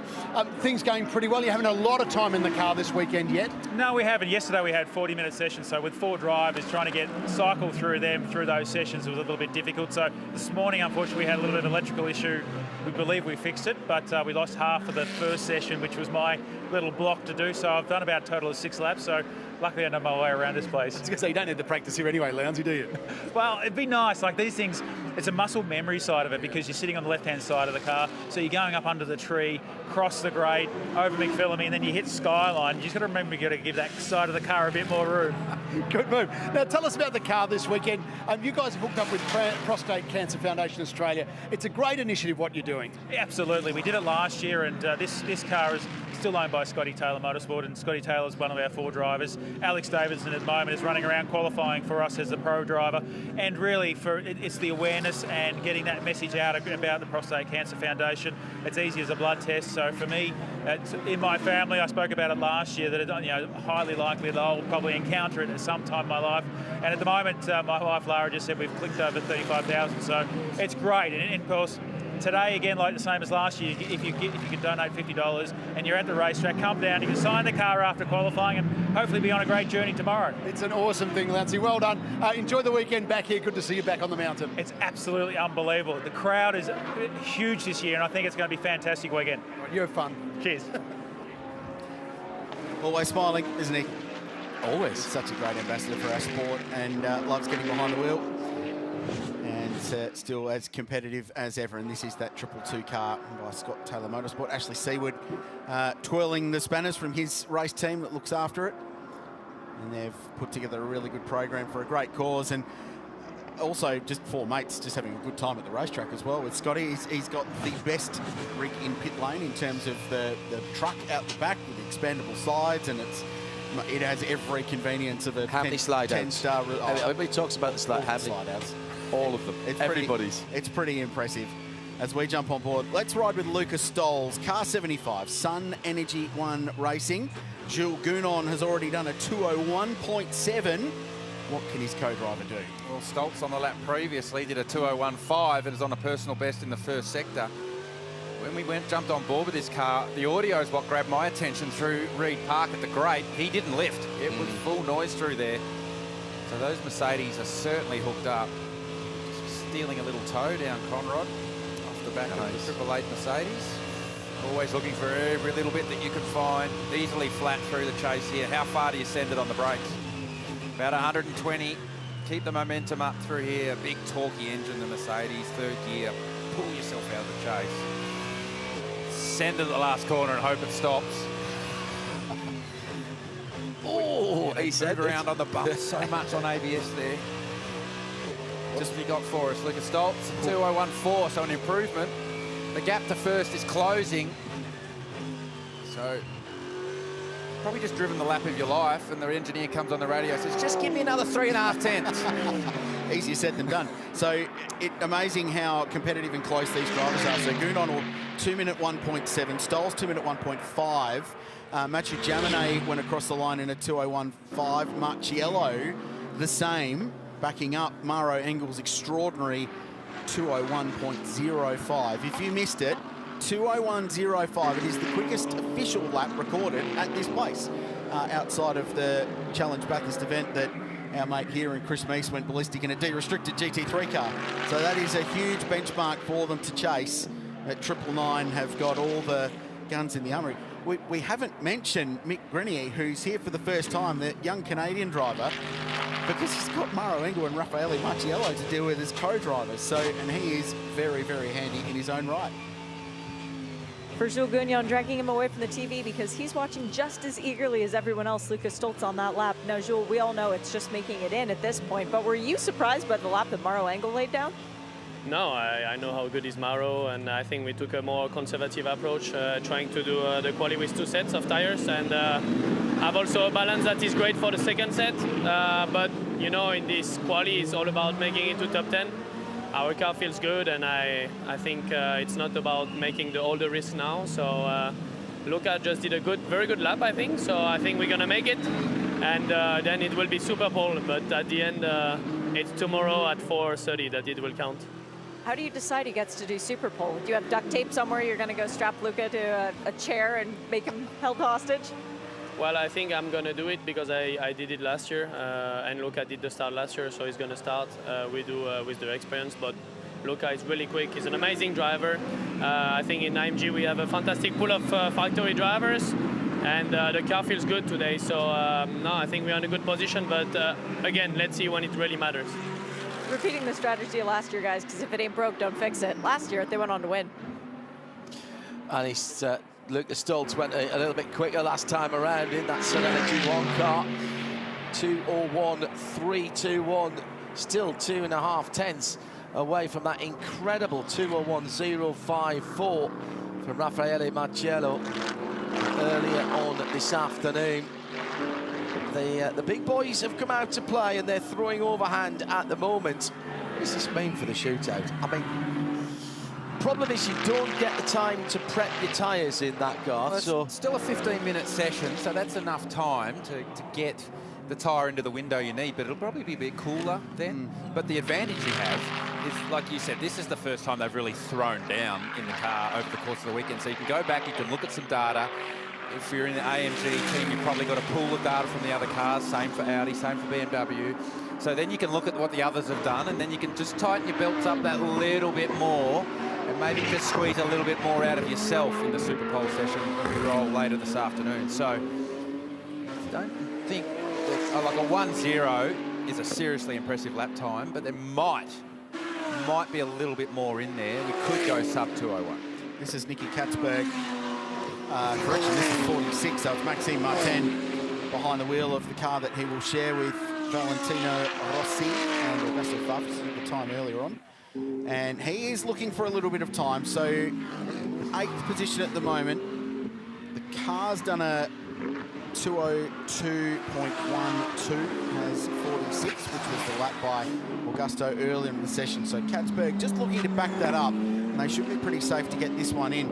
The other one, the 32 BMW with Dries Vanthoor now behind the wheel. Just going to get a lap time check from him. I'm still pretty confident all 8 Pro class cars will get through. That's the white graphic where the numbers are on the totem. That's the Pro class. Pro-Am is the blue highlights. And I think the other 2 cars that will make it through at this point are Talbot, Mostert, Ross in the 65 car. And I think that lap from Dylan O'Keefe may just be enough, with Daniel Gaunt having now done a 2:03.7, might just be enough to scrape that number 10 Kiwi car, the Audi, into the top 10 shootout, which would be a huge accomplishment for them. Just watching Nicky Katzberg there, the car did not look as settled in the middle sector as we saw with the Mercedes. That's a very aero-dependent car, and he's got the wind behind him, and the wind's picked right back up again, so something to watch in the next 8.5 minutes or thereabouts. I can see car 999, the man Filter Merc, is up on ice for the rest of the session by the looks of it, and both drivers have their helmets off. So, Raffaele, can you talk us through this qualifying session? Are you happy with the performance from yourself and Mauro? I mean, the car is working well. Mauro did an amazing job. I think he's the lap record. So, I mean, we are happy, but we know the most important stuff is tomorrow race. So, we will see if you are in top shootout. But I believe so. So, I mean, after Mauro will qualify the car, and then tomorrow we hope we have a good car for the race. It's hard with timing the way it is because Mauro's time is the one that stays on the timing screen. Do you know what your best number was? I did 1.5, so I mean, I think it's still pretty quick, but I mean, we know it's more important to have a good car for the race compared to quali, but look like we have a quali fast car, and I believe we have also a good fast car. The Alan Simonson Trophy is a very important one to everybody here in pit lane, so good luck later today for that one, and maybe you guys can win that. Thank you. If that isn't an optimised car for qualifying, and they're still running on slightly compromised settings, then, well, my goodness me, bit of dust being thrown up by Brock Feeney's. He came out of Murray's. That's a hell of a lap. That's a great lap, Grills. 2:01.4 for Brock. Quicker lap than Maxi Goetz was able to do in that car, so that elevates them to third. But just going back to that interview from Raffaele Mazziello, I did a 1.5. So at that point, their car was first and third. Yeah. Yes. So you think about their average lap time, they're looking okay. The other little thing to take into account is that the shootout is 2 15-minute sessions. The bottom half of the top 10 run first 15 minutes. The second half run next. Traditionally, there's a little bit of evolution. You want to run later in a single car top 10 shootout because you get the absolute best of the track conditions. So top 5 maybe is somewhere where these teams are aiming for. So a little bit of improvement to get through. 999 is locked. Unless someone goes out and does a 59.5, they are going to be locked at the top of the pops going into it. So they will be in the top 50%. They need to know a shortcut to do that. Yeah. That would not be staying between the white lines in any way. You can't get away with that anymore. No, absolutely not. Eyes everywhere. Feeney's going on with it too in Triple 8. Personal best first sector for that car. So a little bit of colour on the timing screen. Maxime Martin going on with it again in the 46 BMW. Mostert went into pit lane after he aborted that lap and then went in and put new tyres on that car. And last time around did a 4.0. So I wonder if he's still going through the warm-up process, whether he's going to have another roll of the dice to get that car into the shootout. I think they're relatively safe, but they might like a little bit more of a cushion to do so. Feeney's improved this lap. There's a chance that Feeney could go forward on the timing screen here. Personal best first sector, personal best second sector. He did drop a wheel at the last lap at the final corner here. A bit tighter this time as he comes to the line. What does he do? Oh, improves, but only marginally. Stays at 2:01.43. Seriously impressive. Speaking of Chaz Mostert, he was on a build-up lap because he's just set the fastest middle sector, the run from the Audi Sport cutting all the way down to the BMW elbow of this session. And it's cumulatively not quite the quickest so far, but what's the final sector like? Traditionally not the strongest for the Audi so far this weekend, but remember 9 months ago, this is where he made up all his time to put this car on pole position. Braking now for Murray's corner. Neat and tidy. All of the curb on the exit. What's the lap time for Chaz? To 2:01.9. Not his strongest final sector. That car is set up for big aero, so he's across the top of the mountain. He's standing out from the rest of the field. I love the fact that Grills' voice drops. 2:01. Only at 2:01. I feel really it's almost bad. like he's not trying. His shoulders slumped as he said it because he realised what he was doing there. At 2:01.9, and we're like, yeah. But Feeney, here he is on screen again, slightly better in the first sector. Yeah, I think right there he bailed out of it. So probably got the most out of that set of tyres. On a third push lap though, still personal best first sector, so Max clearly looking after their Pirellis reasonably well. Let's go back on board with Chaz. Talk us through this car. It's a wild bit of road. It's a massively wild bit of road and big speed as he came through the repark there. Didn't lift out of it at all, so he's done a personal best first sector, and that's much more competitive. Did not lift at McPhillamy, so that's massive commitment sends it. Oh, that's huge. The cars do get light and nervous in the rear there. That was pretty graphic evidence of it. What's it like? Does he grab the rev limiter here? Yes, he does. That's quick. Now you've got to get it stopped and turned. Second gear, turns it in early. The Audi's like that on the gas, nice and early. Personal best, session best across the top of the mountain. That was great to be on board for that. You want to talk about commitment across the top of the mountain, that was it in pictures. Now what's he got in the final sector? This is where he starred last year in the Super Pole session. So it's easy flat through the kink here. The question is how late before you brake? That's pretty late, about 110. Chaz rolls third gear through there, keeps the momentum up. There is no room left at either exit there. And now throw it at the last corner, hard into the ABS. The car moves around a lot. Keep it off the apex curb, not too high on the exit curb. Look at the dash, what time do we do? A 1.7. I'll be a bit more up for that one, Richard Crail, because we're on board for it. Yeah. And that car has not got much left in it. Chaz is wringing its neck. And it's currently the fastest Audi out there. That moment there, that you do not want the car moving more than that across the top of the skyline. Did I see daylight? I think I saw daylight under the front wheel. That's it, Kim. Let's watch this one. Watch his hands. Yeah. Oh, big catch. Big cast. Fast hands Mustard, as we're going to have to call him now. That's a slips catch. You get it in like 3 fingers diving out, isn't it? What a gather that is. The out, it is really struggling in the final sector. That car especially out of the fleet of Audi R8s. Christopher Haase in this session only 12th at the moment. I was looking at that, Krilsey, and that's the car. That's the 74 Chris Haase, Mr. Rabbit. He is struggling a little bit for pace in that car, sitting outside the top 10 at 12. And 2.24 for Ricardo Fella last time around. That was a good lap. Chaz has improved in the first sector again. It's marginally better. Probably a calmer run across the top of the mountain than what we saw the last lap. What's he like? He's better again. So this lap's up. So it's the third sector that is the Achilles heel for the 65 Audi. How good are these Pirellis? He's hammered these Pirellis for 3 consecutive laps. Yeah, so the question is there enough left in him for this last sector on the third lap? They do get actually, surprisingly, a bit of a cooling as they come down Conrod. The temperature does drop. So keeps the momentum up. So Chaz is using third gear through there. I know a lot of the other cars are using second in the Audi. So he's opting for rolling speed and keeping momentum up and using third gear. Like makes the apex night. Oh, a little bit wide, it felt like that one. Comes to the line, does he improve? He does, a lot. Still not a personal best final sector though. So we've been talking up the final sector by Chaz Mostert all day, and it hasn't come yet. Maybe he's just saving it for the last lap of Super Pole like he did last year. Now his efforts over the top of the mountain in reducing that best of all time means that the perfect lap, if it could be set, is now down to 2 minutes, 0.725.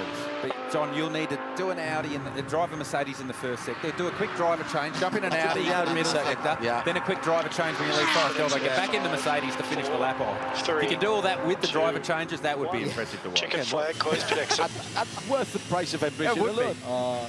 Well, this has been a great session. It's worked out really well. Very confident all the pro cars are going to get through to the Pirelli Shootout. There's going to be a bit of stress in the Audi camp, though. I'm a little bit concerned about car 74. We'll tell you the 10 cars that make it through. That's the celebrations down there. They're definitely through to a Pirelli Shootout. That's Group M Racing, Hong Kong-based team. They race around the world. They're very successful, and they've got a terrific straight record here. And in that session that we've just been watching, 7 cars under 2 minutes 2 seconds. I feel terrible about being disappointed at a 2:01.9. That's embarrassing. Wow.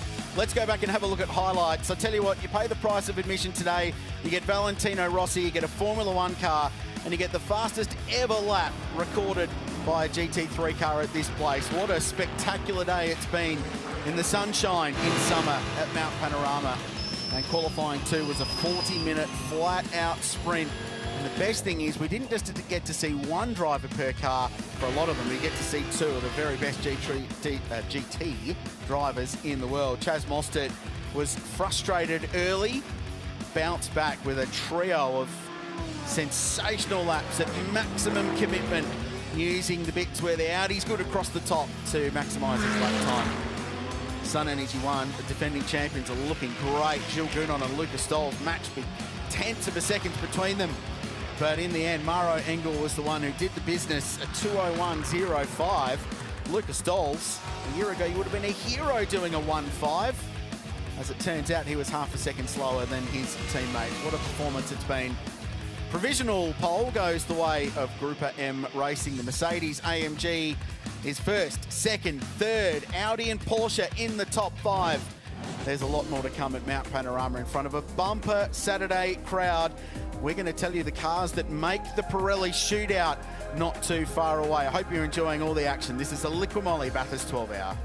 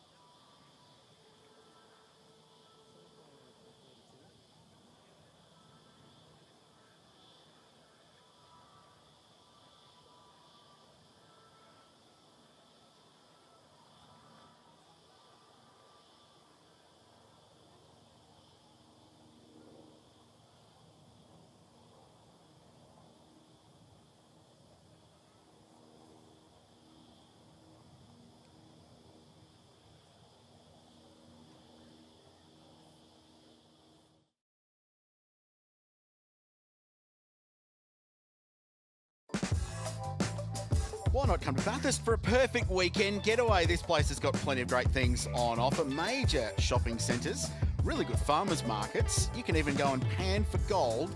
The Turon River at Safala, the Macquarie River cycling loop. Don't do that very often. Let's